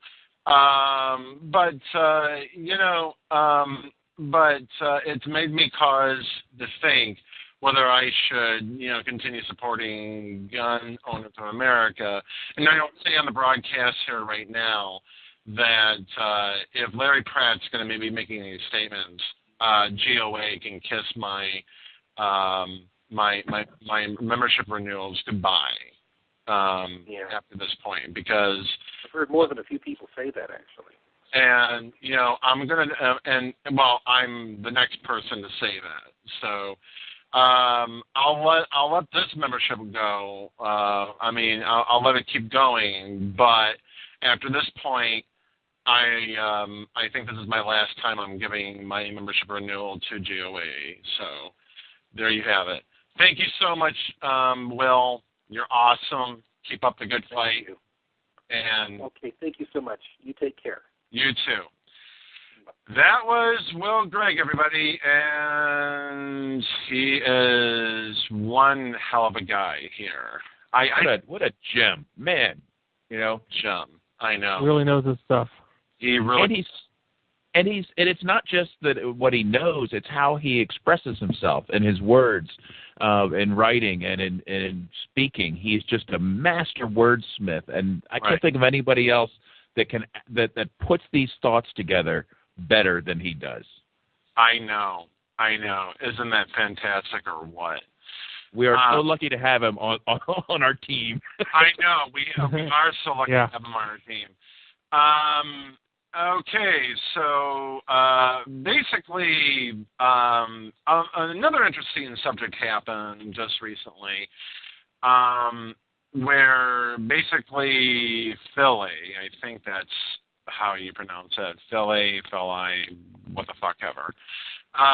It was the comet lander that lost its connection to Earth. It was downloading data from Comet, what is it? Comet 97/B, I think that's what it was. Yeah. No, I'm sorry, 67/B. I'm sorry, I was looking at the wrong one here. Comet 67P. 67P. Thank you for correcting me. It's become B, Pepsi. Yeah. You have to bark the car and have a Pepsi. But it's become but my understanding it's become a very successful endeavor, and it's and a lot of people in the science world are making big deals about this. I mean, it's become, a phenomenal undertaking of its own. What does everybody think about it? I think this is interesting. I think it's very interesting that we're seeing a comet coming across the Earth, and and there is this data that we're learning more about comets from this spacecraft lander, and which to me it sounds more like a probe to me than a lander. But so, what does everybody feel about it? I like it. I think it's very exciting. I think it's one of those things where, it's just an incredibly difficult thing to do, to land on something that's going so quickly and rotating through space like that. It's just an incredible engineering marvel. And that in itself is something worth celebrating. And then you consider all this data that we're getting back from the surface of the comet and all these new things we're going to be able to learn about how our world actually functions, I think is incredibly exciting. It's very exciting. I would have rather it been sponsored by Red Bull instead of the poor tax victims of the European Union. But that doesn't take away from the excitement, really. But it is still it probably would have been much better and done a long time ago if we hadn't let government take over space exploration. They would have all been wearing Red Bull shirts then, and then the feminists wouldn't have had anything to get pissed off about. And that's the thing, because I'm telling you, I mean, this is if this had been privately funded, feminists would not give a shit about this, and not by a long shot. I mean, this is the big thing. They could make an issue out of it. I don't think it's going to get them anywhere. But it's interesting to see how much we're learning about our universe because of this. I think it would have done much greater good had it had been voluntary, paid for in a libertarian spirit. If say a bunch of people were, using Kickstarter or what have you, and just here's a donation, here's this money, and go ahead and do it. Launch it into the Earth's atmosphere, let it, soar right to the comet and get all this data I mean, data that we wouldn't even do it for the next 20, 30, 40, 50 years. Yeah, well, and think about this. Look how many people are saying, we landed on a comet. They use this collectivization of themselves, like we won the football game. We landed on a comet. Well, guess what? If it had been done through a Kickstarter, that we would actually be accurate for 1 million people could contribute to that. And then it really would be. You could say we landed on a comet. You really could take credit for that. They can say we put a comet. I mean, they were extorted at gunpoint to pay for it. So it is kind of their money to begin with. So I guess the we is a little accurate. It is. No, it was their stolen money that made it possible. No, it's no more accurate than you can say, we locked up 1 million pot smokers, or we bombed the shit out of some people in a foreign country. No, that is not a we. We are just at best the people that they robbed prior to doing these tasks. But regardless of who paid for it, I think the we in this sense is more as in a we, the civilization of the human race. This is something humans can add to their list of accomplishments, along with learning how to walk and learning how to build machines that can think and things like that. So I think that we can debate the semantics up and down until we're blue in the face on it. The reality is, regardless if it was funded through public means, entirely private means, Kickstarter, crowdsourced, private investors. I mean, it's unfortunate that this had to be done in a way where it's essentially, like you said, taking money from people and using it to put into whatever initiative they deem fit. And we may never know if this is even remotely close to a justifiable use of that. Many would argue that under no circumstances it absolutely would be. That's all well and good. That doesn't make the landing on the comet any less exciting. But, I think it's fair enough to point out that, this comment really is a first step. I mean, let's think about what happened to NASA. NASA was a fucking mess for so many years. It has been a mess. I mean, the idea of, the first moon landing, where you had Buzz Aldrin and Neil Armstrong, on the moon for how long they were on there. It just, I just think it's, it seemed exciting at the time, but that's when NASA had far fewer employees working for this government agency at the time, and people were trying to justify it, dignify it by saying we had to use government subsidies, we had to use taxpayer money just to rob from the average taxpayer because there was no alternative available at the time. Well, something? That was something that could have been accomplished more had it been done privatized. We would still have had a moon landing, but we could have done more landings. Maybe we could have had private shuttles going to, say, Venus or orbiting Jupiter or Saturn and, look and study exactly what makes those two planets great. What makes them gas giants, for fuck's sake. Yeah, but Todd, you got to keep this in perspective of what it is that we're talking about here. And the reality is that necessity is the mother of invention. It's always been like that, even though sometimes you get accidental things that just happen. But the reason why we did all this stuff and we sent people to the moon and we had all these big initial space initiatives was simply because we were in a big dick contest with the Soviet Union. That's really the beginning and the end of all of it. And the idea that at the time, yeah, we could have put private money into it and we could have done something different and maybe things could have turned out better. The problem is it was all reactionary. And you had all these government officials who were freaking out with their ideas of like the Soviets with some laser moon base, like some Dr. Evil Austin Powers kind of villain situation, that they said, well, we have to be able to match the amount of money they're putting in, and the only entity in the world that can do that is an entity that can use it by force. We will close the ships for $1 million. No. That's exactly it, though. That's exactly it. So And between that, realizing that that was their whole rationale behind it, they're just freaking out, not thinking clearly, and saying this is the only way we can go about it. And two, we got to realize that space travel is still very, very, very much in its infancy. Like, this is something that it's hard for private enterprise to get into it because it's hard for investors to take that risk at this point because it's not proven. I mean, that's where I see the problem with private investment. Well, you know what? How much did the Rosetta mission cost? Do you know? I just Googled it to find out because I had no idea. A lot. No, actually, well, I a don't know lot doesn't, could be a lot could be $100,000. A lot could be $1 billion. According to Google, says it cost $1 billion. Okay. Okay. Yeah, I'm saying that too. Now, okay. Now it's sure. What's the opportunity cost for the tax victims of European Union? But raising $1 billion for something like Apple Computer could do that like as part of an iPhone release.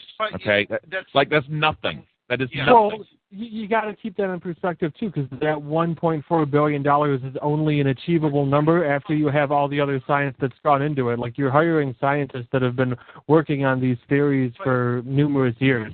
So it's not to say you can just take me off the street and say, I'm going to take my 1.4 billion euros or whatever it is and be able to go and do this, because I don't think that's necessarily feasible.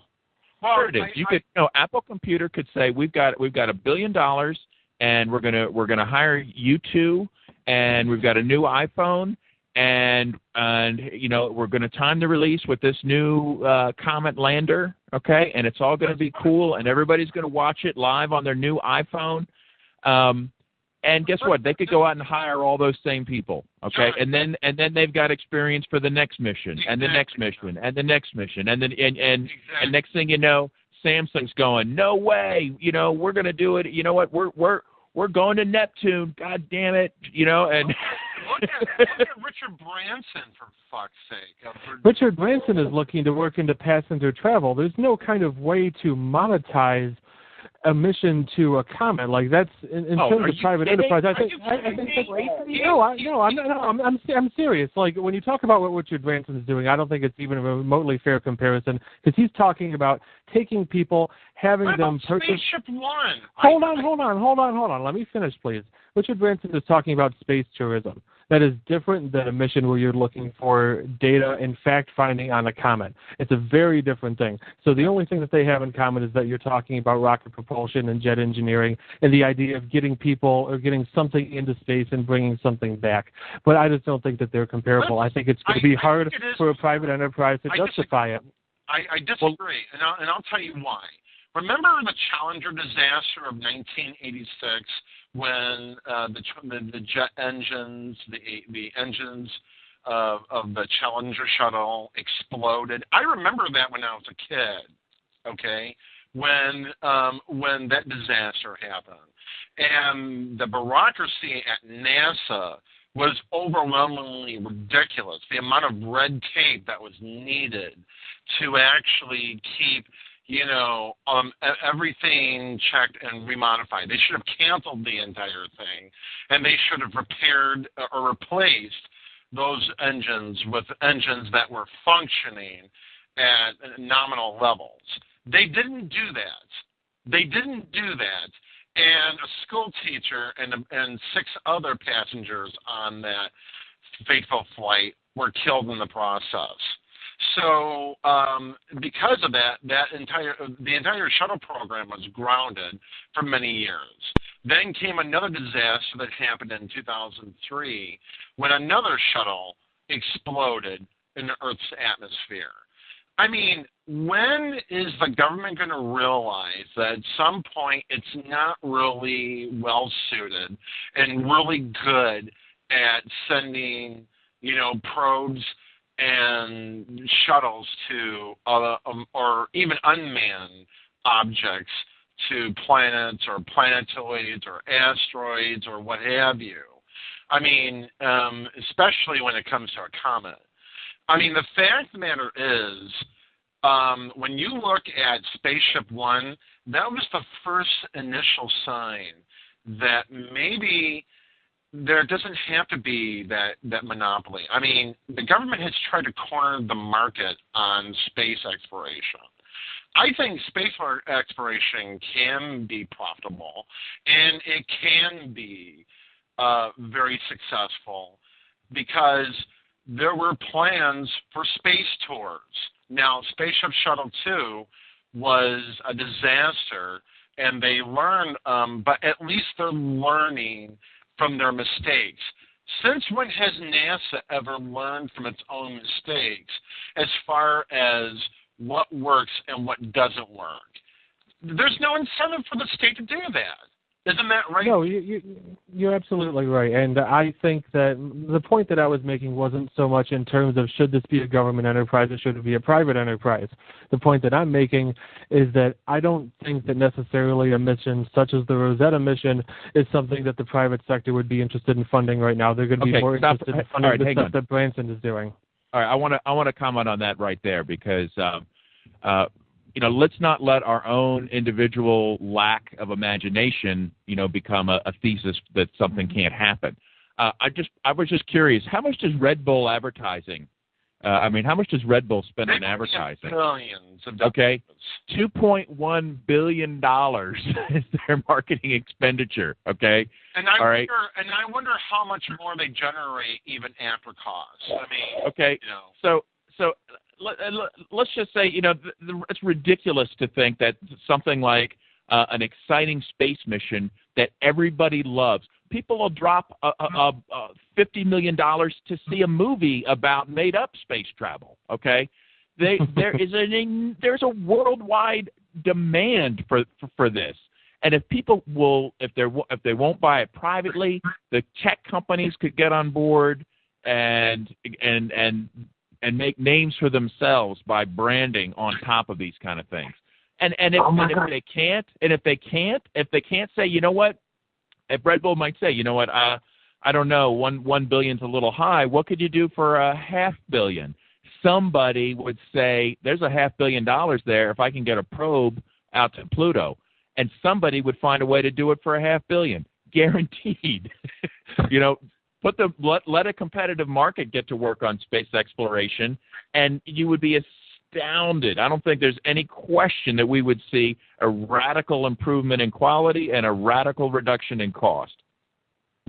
Well, not only that, could you imagine, like, an IMAX movie that went, like, they just put a camera on the front of the probe, and you get to watch the launch from, like, a peripheral view from the side, and then you get to see it from, like, going up as like if you were sitting on the nose of the ship as you go through the atmosphere. Like,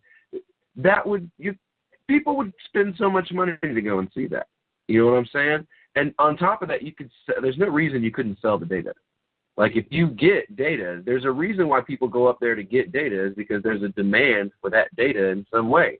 So you go up. Even if we just say it's for pure science, people always say, well, that's why we need government involved. You got, that's why guys like Neil deGrasse Tyson and these kind of people are always like shilling for the state, because they say, well, it's for pure science. We don't know if it's profitable or not. So who would invest in it? Okay. Well, you know what? There's these people lack creativity when they think that can't still be profitable. If people want pure science, people will find a way to pay for pure science. It's going to happen. Well, none of the greats were publicly funded. What about discovered gravity? Newton. Newton wasn't publicly funded. Newton did most of his research based on either his own pocket or private philanthropists, and he was responsible for some of the greatest scientific discoveries ever. Ibn Sina wasn't publicly funded, and he created most of the modern surgical implements that we use today. He wasn't publicly funded. He was funded through his own medical practice and through private philanthropy. So, if some of the greatest scientific achievements in recorded history were able to be created through private funding long before there was this idea that the state should fund every single scientific venture that exists, what I don't see any real merit in the argument that couldn't continue should the state decide to stop being involved in it as it did before. I mean, before the state actively fought against it, killed people for dabbling in it, and it still happened. Galileo still made discoveries. Galileo still made discoveries. And you know what's interesting about this? Imagine new technology that could emerge from this. I mean, I hate to sound like a Star Trek geek because although I am proud of admitting that I am a Star Trek geek and I am not going to hide away from that. But you know, imagine if we had, say, a transporter or warp drive, you know, a ship going into warp drive in the next 100, 200 years from now. You know, I mean, there's just no way of knowing exactly what kind of technology will take us, you know, I mean, the sky's the limit when it comes to this. Whoever thought that we would have iPads right now or Facebook, you know, 50, 60 years ago, that kind of technology wasn't even available then. It's available now, or even 10 years ago. You know, Tracy watches. That's right. But I think what's here's another thing here is that, of course, there was this feminazi, you know, getting back to the whole feminist thing. Apparently, her, you know, she was trying to make a big deal about this scientist guy, this geek, who wore a shirt with naked women posing. Not naked, just attractive women. Attractive women. Well, they were scantily clad. I wouldn't even say that. I think they're just women with just, you know, like a, you know, the kind of women you might see like airbrushed onto a Camaro, but you know, I don't think it has anything to do with the amount of clothing they're wearing, you know. And apparently, this girl, she goes by the name of Rose Eveleth. You know, tweeted about how terrible this guy's shirt was. That it was. She was trying to make the implication, oh, it's all just sexist bullshit. You know, and I'm thinking to myself, oh God, I'm rolling my eyes already. And you know, of course, you had Christopher Cantwell, you know, telling her to basically go kill herself on his blog, on his tweet, his Twitter tweet. Oh my God! And and this is the guy who is in the libertarian movement. I don't want to really go out of my way to bash this guy because sometimes he's right and there are times when he's wrong. This is one of those times where, you know, there's a right way and a wrong way to handle a feminazi. Telling her to go kill herself is the best way. It's the best way. It's the best way. I love Chris Cantwell.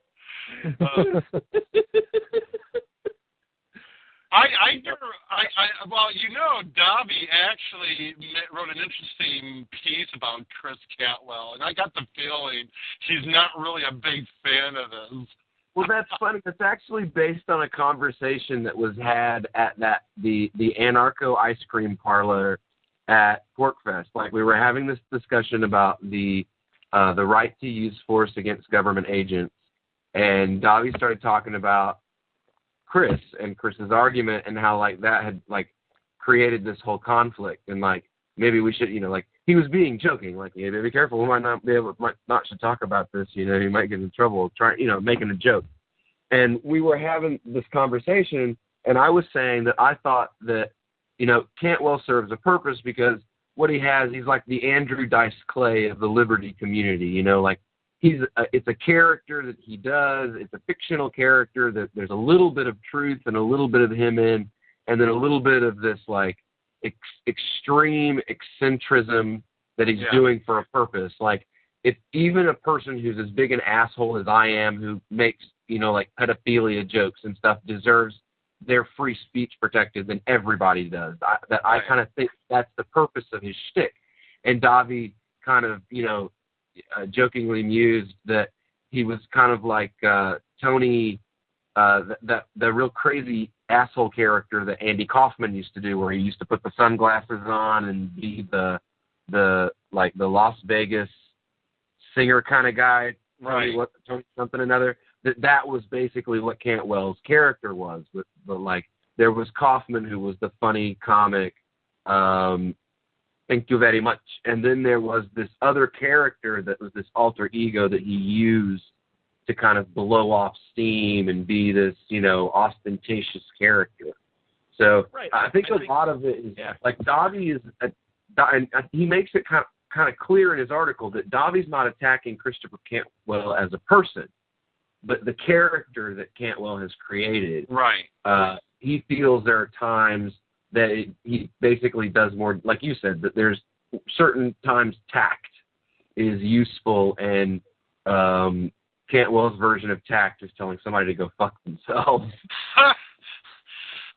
Sometimes you need that, though. Sometimes that's the response, and we there's a time to be diplomatic and to prance around and dance around a topic and be sensitive and try to win people over with honey and everything. And then sometimes you just got to say, what the fuck, and just express immediate outrage in as few words as possible.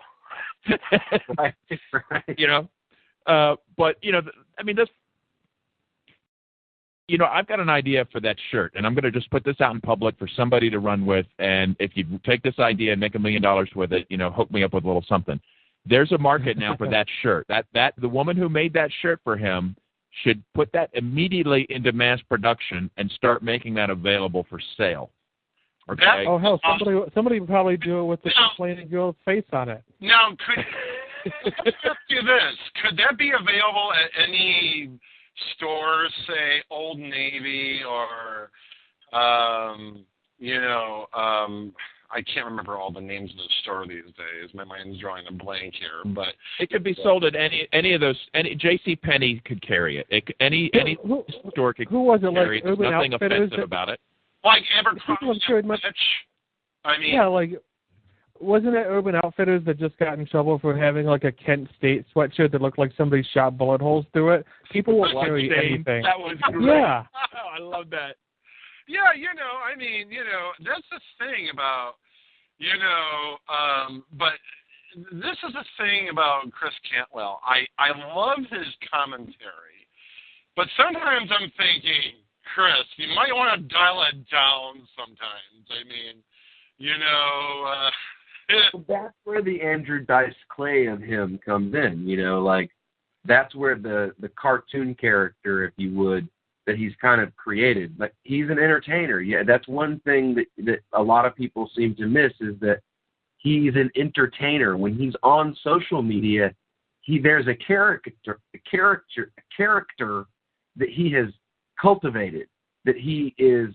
But he's really not that. But he's really not that much of an asshole in person. No. Well, I mean, from what I've experienced of him personally, he's a pretty cool guy. He has his moments. Everybody has their, opportunity to act like complete total fucking idiots when they get drunk. I've done it myself. But as just a normal sober guy sitting around, I don't drink, but he's having a couple beers or something. I've never seen Cantwell to be as bad as he makes himself out to be, unless that's who he's trying to be. You catch him in moments where he's being the character. He's out in public, it's the persona, but sitting around the campfire and just chilling, he's not always like that. Or just chit-chatting with each other privately on social media, he's not always like that. Like I said, it's like Andy Kaufman or Andrew Dice Clay. It's a character. And that's why I respect him, is because of the fact that he can separate, and he can be this character that is necessary.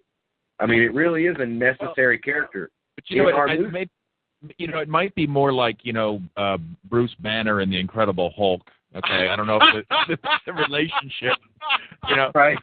Which personality, or whether he's controlling it, or I think and I know he's had some various issues with alcohol consumption, and I recognize him as somebody that he's capable of brilliance.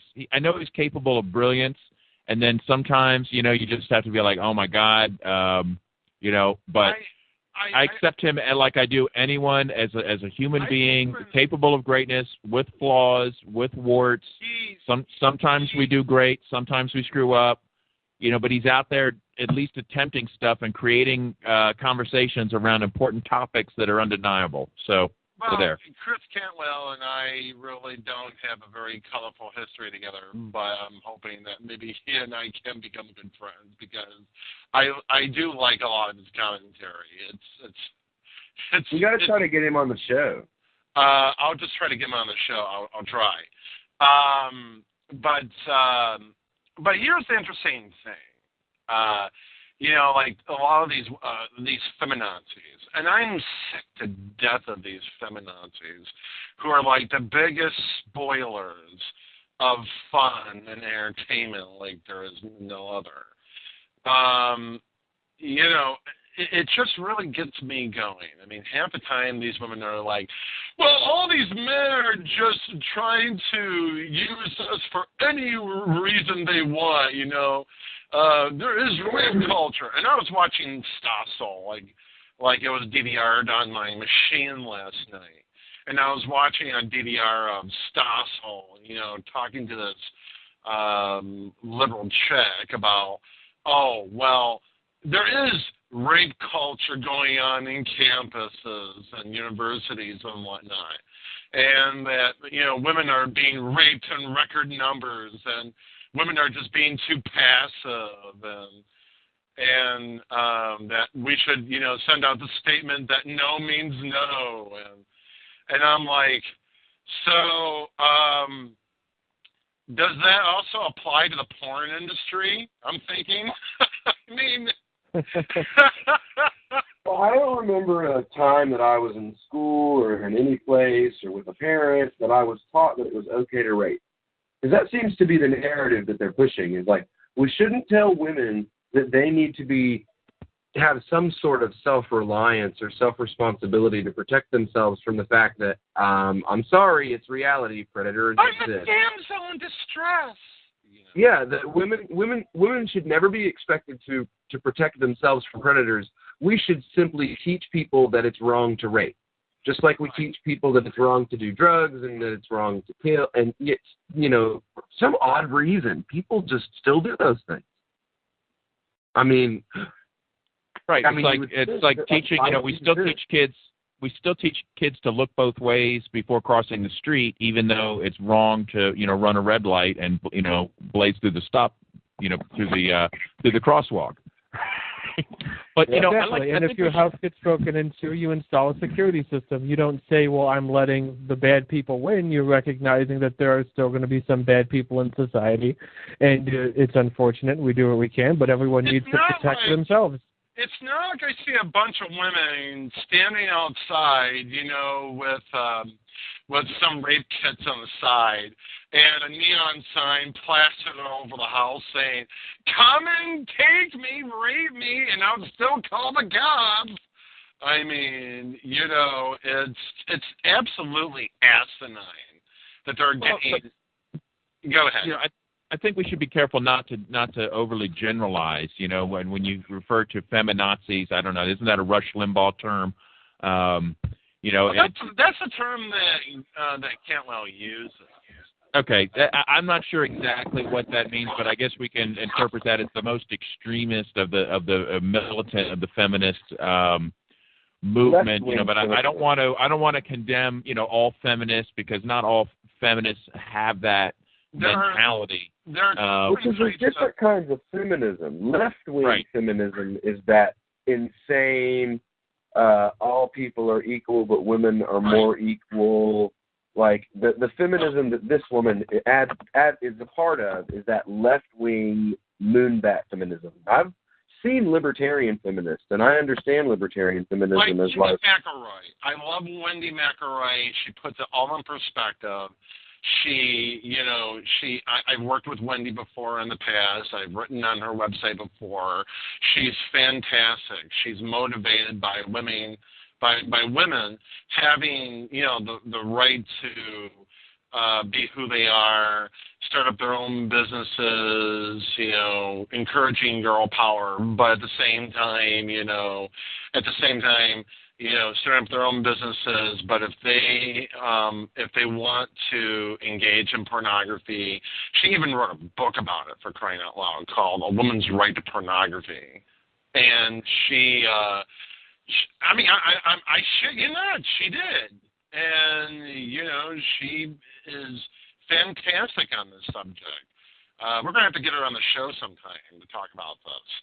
I mean, she wrote the a number of years ago, and I think it's still relevant today, even though it was relevant then. That the big problems that she's had were the left wing feminists like Catherine McKinnon or Andrea Dworkin or Gloria Steinem, those kind of feminists. And I know Chris Cantwell went after Kathy Reisenwitz, who just left the movement a while back. So, I've had my criticisms of her too. I mean, she just went completely loony with some things, but I think Cantwell makes some great points about these things, and they're casually dismissed by some people who are just sticking up for these radical left-wing groups who say that, marriage is slavery, that sex is rape, spreading that kind of monstrosity. Yeah, you know what? I don't think those people really even deserve a lot of attention. I mean, I'd rather focus on individuals for what individuals say, like the woman who tried to make this scientist shirt an issue. Okay. Yeah. Now she's an individual that should be ridiculed as an individual, not as part of a movement or as part of a group. She's an individual who's personally responsible for her idiocy. And she should be. And there's plenty of it there. Yeah, and you know what? And if that woman who made the shirt for that scientist could become famous and have her line of clothing, become the hot item to have, to me that would just be the ultimate vindication. That would put that woman in her place and saying, "Oh, you wanted to make a big deal out of the shirt. Now there's a whole line of shirts, and you can't go to the mall without seeing them." That would be fair. That would be awesome. That would be awesome. I would never buy one because I wouldn't wear a shirt like that, but it would still be awesome for the middle finger ass. Yeah, do they have? Look, the shirt is cheesy, but it's not even about the content of the shirt, because I don't know if you guys saw, there was an article that hit the internet 5 days ago scolding Mark Zuckerberg because he says that he doesn't put any thought into his wardrobe because he thinks that would be a waste of his time. So he just wears a gray T-shirt every day. So there's this article on New York Magazine that just says, well, Mark Zuckerberg thinks that putting time and effort into fashion is a waste of time, so he obviously hates women and he's an asshole. Believe it or not, there is a weekly standard that came out called Neo-Victorianism on Campus. Is this the end of the collegiate bacchanal by Heather McDonald? And it's talking about, this Victorian attitude that a lot of these left-wing women who are trying to, put on campuses,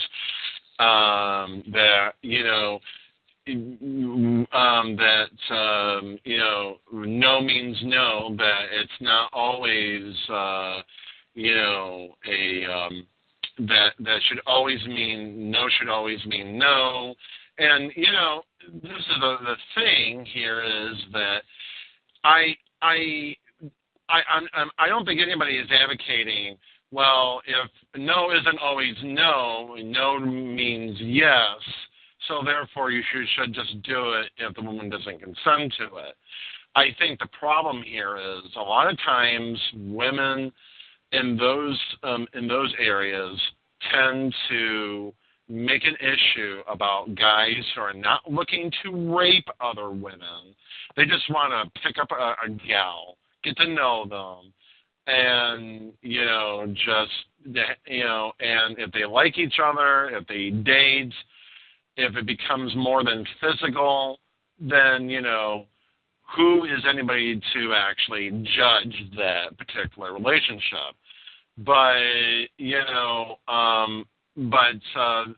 there are some people, unfortunately, who think, no, these women are just basically, are women, and they're not. They shouldn't always please men because they're expected to please men, and that's final. That's it. No questions asked. To which I replied to this, okay, so if that's the case, then how is a guy supposed to know whether or not he should ask a gal out? Because he might actually end up raping some gal on campus. You don't know that. You're making you're making a judgment before anything actually happens, and I think that's just sick. It's maddening. But all right, guys, I'm gonna have to roll out. I got a call coming in from Africa.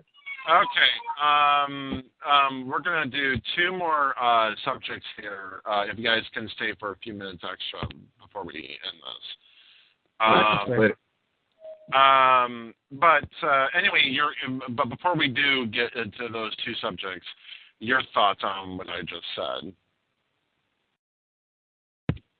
I'm so unfortunate that everybody seems to... Go ahead. I'm just going to say I'm so far out of college dating that I don't know. I just think consent means something. You consent, be clear about it. You don't have a problem. If you're not sure if you have consent or not, then you're probably doing something wrong. Pay attention. Be a gentleman. If a woman's had too much to drink, or a man, or whoever you're with, or whatever, be a gentleman and make sure that she's actually giving consent. If you're not sure, then you're wrong. And the best way to play it safe is keep it in your pants, I guess.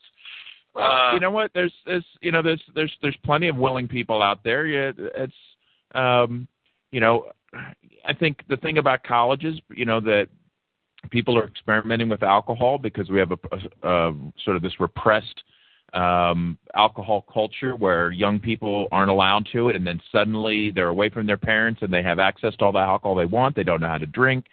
They pass out, and there are rapists that take advantage of them. That's a fact. That's a real fact, and that's real. I agree with that. And that's what people need to be talking about. That's what needs to be opposed. What I mean, I actually had somebody on Facebook say something like, if she was, I guess she was at a party, she had a little more to drink than she wanted to. She wasn't like unconscious, but when you lose your inhibitions under alcohol, and I guess she went home with some dude. Okay, she went home with some dude willingly, consensually. Okay, both parties had been drinking consensually on their own.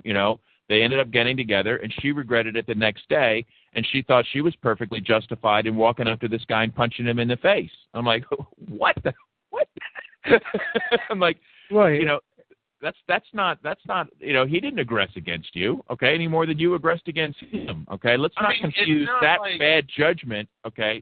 If somebody does something, if alcohol, impedes your judgment, that's one thing. That's totally different than being unconscious and unaware of what's being done to you.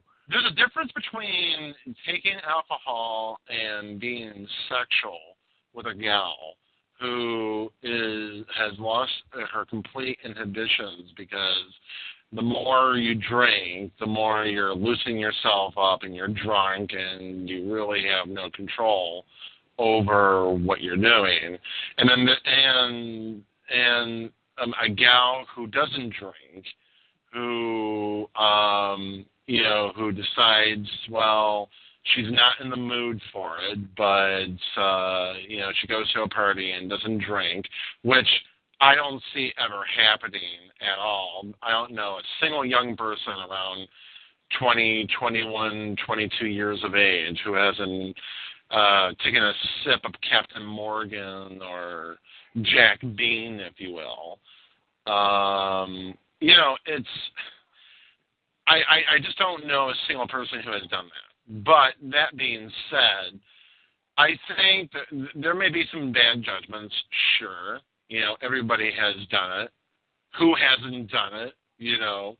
Who hasn't made bad judgments in their lives? But, you know, but to say that just because she had so much to drink, well, if she's totally intoxicated to the point where if she's going to pass out, yeah, she's going to pass out. But if she's just a little buzzed and alcohol does bring out your horny libido out, then yeah, you're going to get with a guy, and sure, one thing will lead to another, and then the next morning you might have some regrets about it. Right, and the reality of the situation, exactly, and the reality is as much as they're new to this whole world of like, oh my God, there's this whole flood of alcohol, there's the same thing in terms of sex at this point. And so you have people who are 18, 19 years old, they're still awkward, they're still figuring out dating, they're still figuring out sex. And so you're combining something that they're already kind of awkward and unfamiliar with, adding the alcohol element on top of it. And then it's just unfortunate that all these people who are speaking on behalf of those who they feel have been, you know, raped or sexually assaulted, that they can classify all women into this group of people who are going to exactly, number one, know what they want at all times, because I didn't always know what I wanted at 18. You know, people get confused. People aren't entirely sure, do I want to do this? Do I not want to do this? And a lot of us just simply end up, you know, I'm going to take a drink to get the edge off, and I'm going to go with the flow and see what happens. And that's something that spans genders. I definitely wanted to do it, and I knew it. Well, but you know what I mean? Like, there's always there's hang-ups, there's problems that people have. You're not always 100% confident. Is this a good idea? Should I be doing this? For whatever reasons, whatever internal struggles we have, rational or irrational, especially at that age. Most of us go through this whole thing in some way, shape or another, all the way through adulthood, even if our body is telling us, yes, I want to get into that right now, this very second. So you have kids that are very confused. They really don't know what they're doing. There's a lot of sexual ambiguity. There's a lot of experimentation that comes somewhere in that gray area between explicit consent and explicit non-consent. Right. And that's just, I think that's a big part of human sexuality. And I think that the biggest failure that these people are making that are trying to advocate on behalf of those who legitimately have been raped is not recognizing that.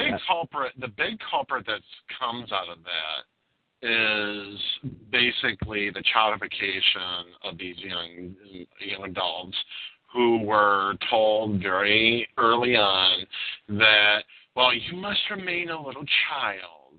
You know, you're still a child. Even if you're a teenager, you're still a child. So therefore, even if you reach the age of 16, which happens to be the average age of consent in most states anyway, if you're still a child, if you're still a teen, you're still a child. And if you're still a child, then that means you couldn't have consented to it because you're a cute little fluffy little child who is a toddler, and we need to protect you. And the same parents that call the professor when the kid gets an A- on his midterm. Right. And, you know, and this is the big problem that, and these kids end up becoming screwed up later on in life because of that childification. And, you know, that's what happens when young people are told that they're not old enough to make adult decisions, yet if, say, a teenager commits a crime of murder, then all of a sudden everything that we were told about these young kids supposedly being children, little kids who couldn't control themselves, who couldn't be responsible for their own adult decisions, that flies out the window, but they're responsible for having committed murder. Either they're young adults or they're little children. They're either little children or they're adults. You can't have it both ways. Yet society wants it both ways. And that's a big part, and that plays a big role in this too. Going on to, we're going to cut it down to one last topic here, and we'll end the show on a good note here.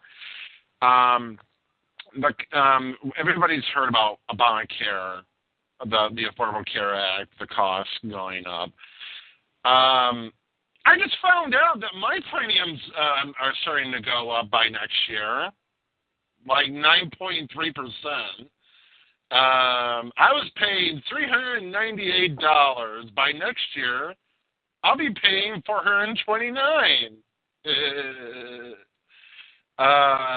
So it turns out that that's exactly what's happening. So it's not a surprise that costs of health care are starting to pile on and becoming more expensive because everybody's got to have health care, according to Obama. And everybody on the left was like, that was a great achievement. We had to have health care before we even considered fixing the economy. So, questions, comments, snide remarks, if any. I have snide remarks. Go ahead. My family plan, okay, I have a family of 4, got two kids. And it's always been a challenge to maintain an affordable health plan because they constantly jack the rates, and then you have to reshop 2 years later, to get it back down. So you can't just like get a great plan and forget about it. They had always forced you into this, and I think that's their way of sort of like weeding out unprofitable customers. If they can just always jack your rates and you have to reapply for health insurance, at some point you're going to, they'll get you out of the system if you have some actual expensive disease to cure.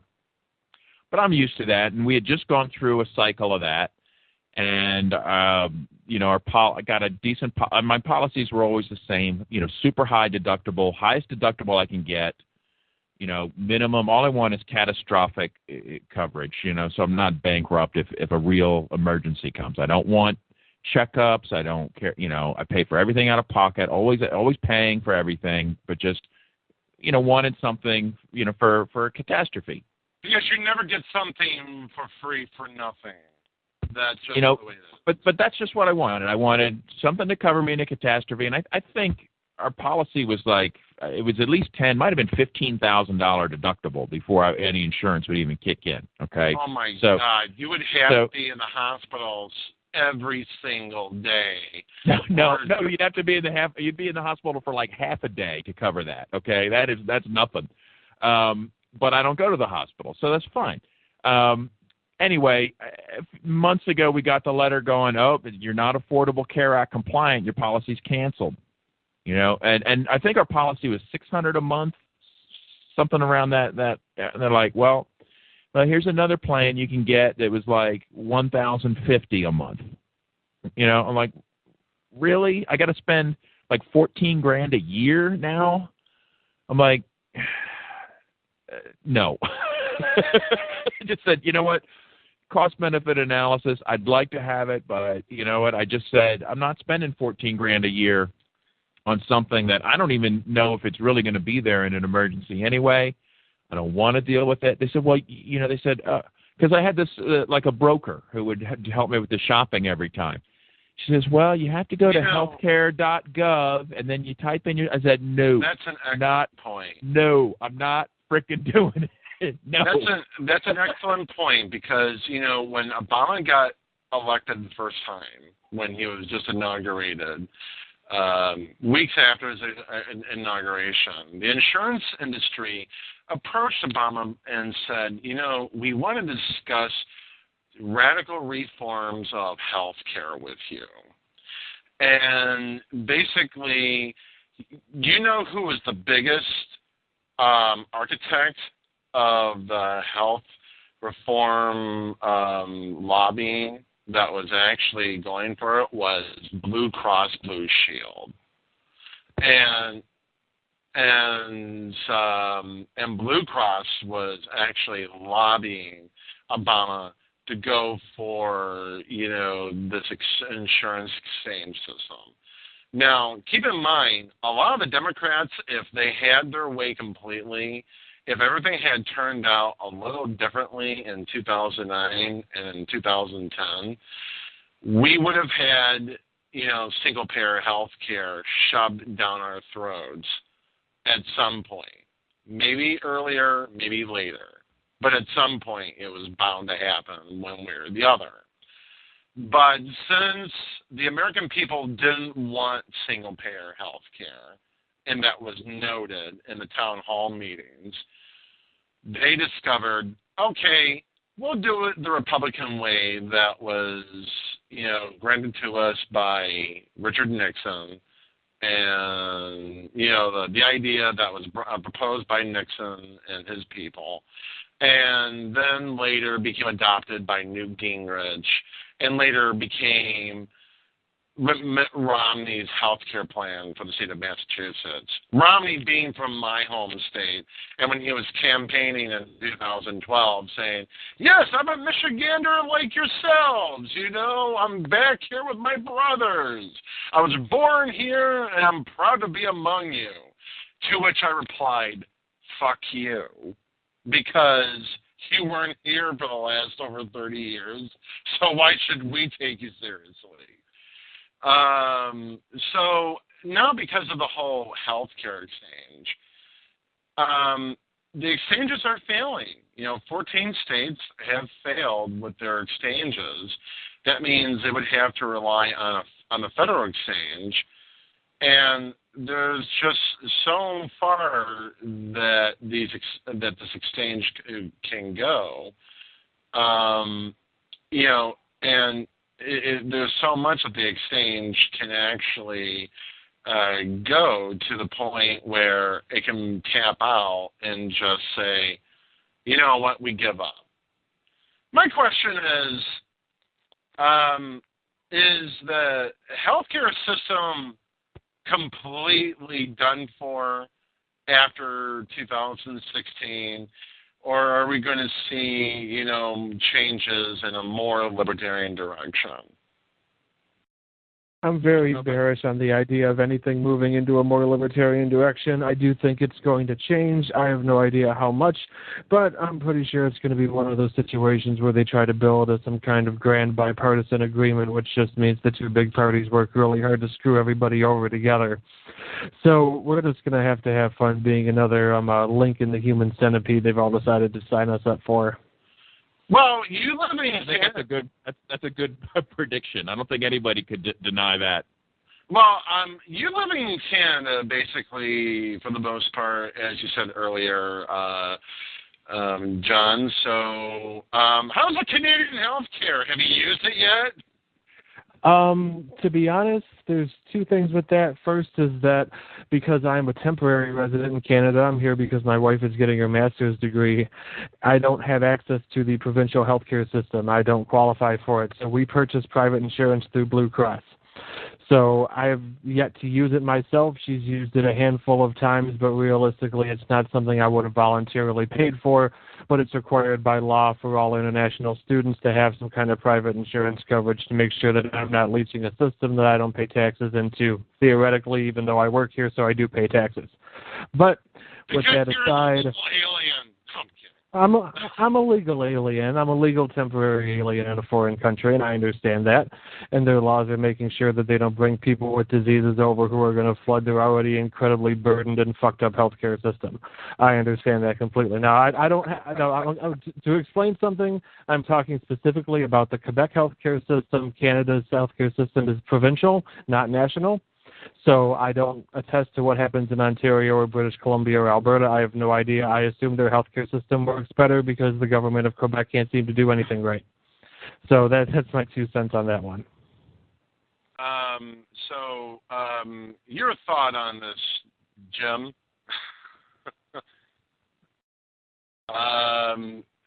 I guess the question is, are we doomed? I mean, my health care costs are bound to go up by next year. it won't surprise me one way or the other. So that means I'll probably have to reshop and either there or just, head to Mexico. So what's going to happen, do you think? I think that there's a demand for health care, so someone's going to provide it. Okay, it's just a matter of how expensive is it going to be, how much trouble are you going to have to go to get to it. You've got health. I mean, I fully expect that when I need organ transplants, that I'll be doing some kind of healthcare tourism to Hungary or Romania or Tanzania or who knows where the hell it'll be. But as long as there's a market demand, I'm confident that no matter how hard they try to screw up the industry, that we will find a way to have our basic health needs met. Now, will they bankrupt us in the process, or will they? Everybody knows how screwed up the system is, but it's a cartel. It's a network of cartels and monopolies and fascists. Fascism at its worst. This merging of the state and corporate power. But yet it's modeled exclusively after the French system. Right. So but yet we still need health services. We still need doctors. So I suspect we're going to see. I keep hearing about these. I'm looking for one right now. Is a cash only doctor. I'd like a doctor that doesn't even necessarily need to know my real name. Right? You know what? I would love. Why does he even need to know my real name? I tried this new urgent care clinic, which seems to be a new trend. It's kind of like a little emergency room combined with a family practice, combined with it's like a little bit of everything, a pharmacy, x-ray, everything's on site in this, and it's kind of a neat concept. Almost like a minute clinic. Yeah, exactly like that. But, so it was my first time there, and I'm like, okay, I know there's a paperwork thing, and I fill out my paperwork, and then they're like, well, we need to see photo ID. And I was like, I choose not to give that, if that's okay. Well, it's required. Oh, well, why is it required? Well, so we know that it's you. Well, of course I'm me. Who else would I be? I'm paying you cash. I needed I needed an antibiotic. For I had a mild eye infection, and I'm like, look, I need the drops. I can't just go to the pharmacy. It's genetically cloned to look like this person that you don't think I am to be. Well, it was just kind of weird, And then I was like, can I see the rate card? And they gave me this agreement to sign. It says, well, you agree to pay, for your services. Oh, and the stuff. I said, service agreement. Okay. Well, and then I was like, okay, well, can I see the rate card? No. I need to sign here that says I'm going to pay whatever you tell me I owe, but I don't get to know in advance what that's going to be. Right. And I'm like, I was like, does that make sense to you? And then she's just like, I'm like, how am I supposed, imagine going to Best Buy and being like, all right, I need some kind of a stereo, and okay, it's for your car. We'll sign here to agree to pay for whatever we're going to charge you for the stereo.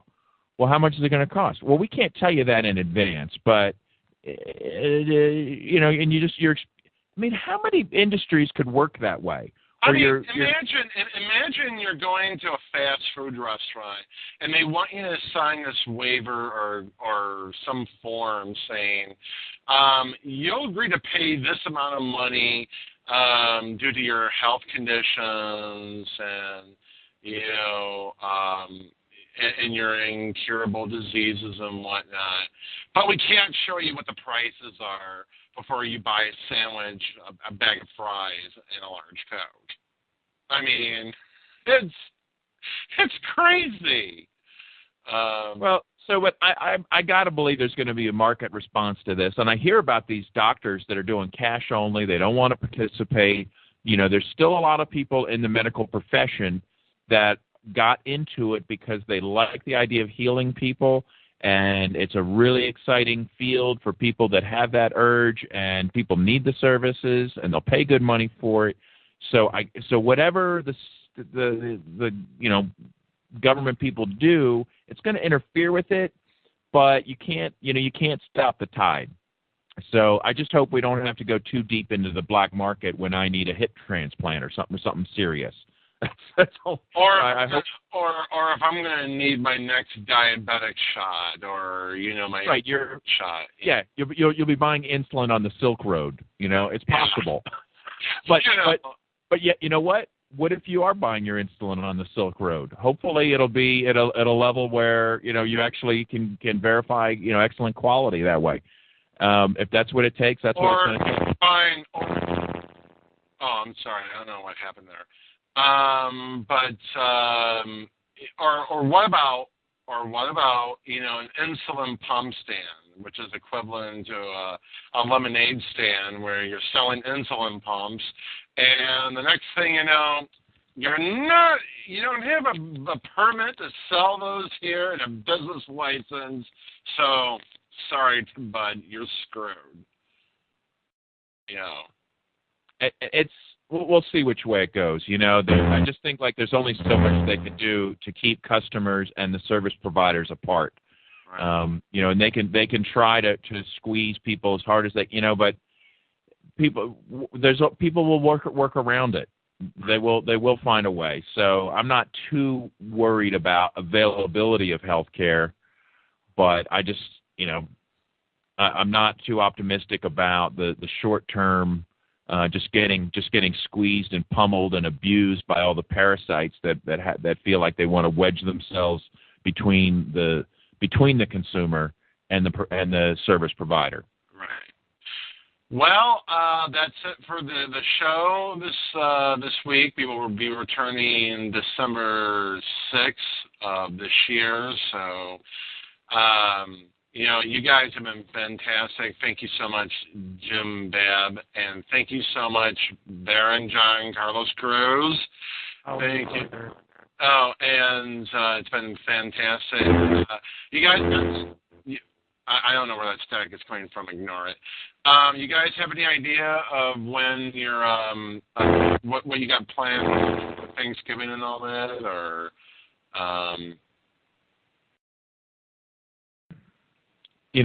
Family fun. There you go. There you go. I'm just hanging out here. We had a Thanksgiving in Canada last month, so for me, it's just going to be another weekend. It's just going to be another weekend. Just another weekend. Next week will be my birthday. I will be 41 years old. Woo! Yeah, I know.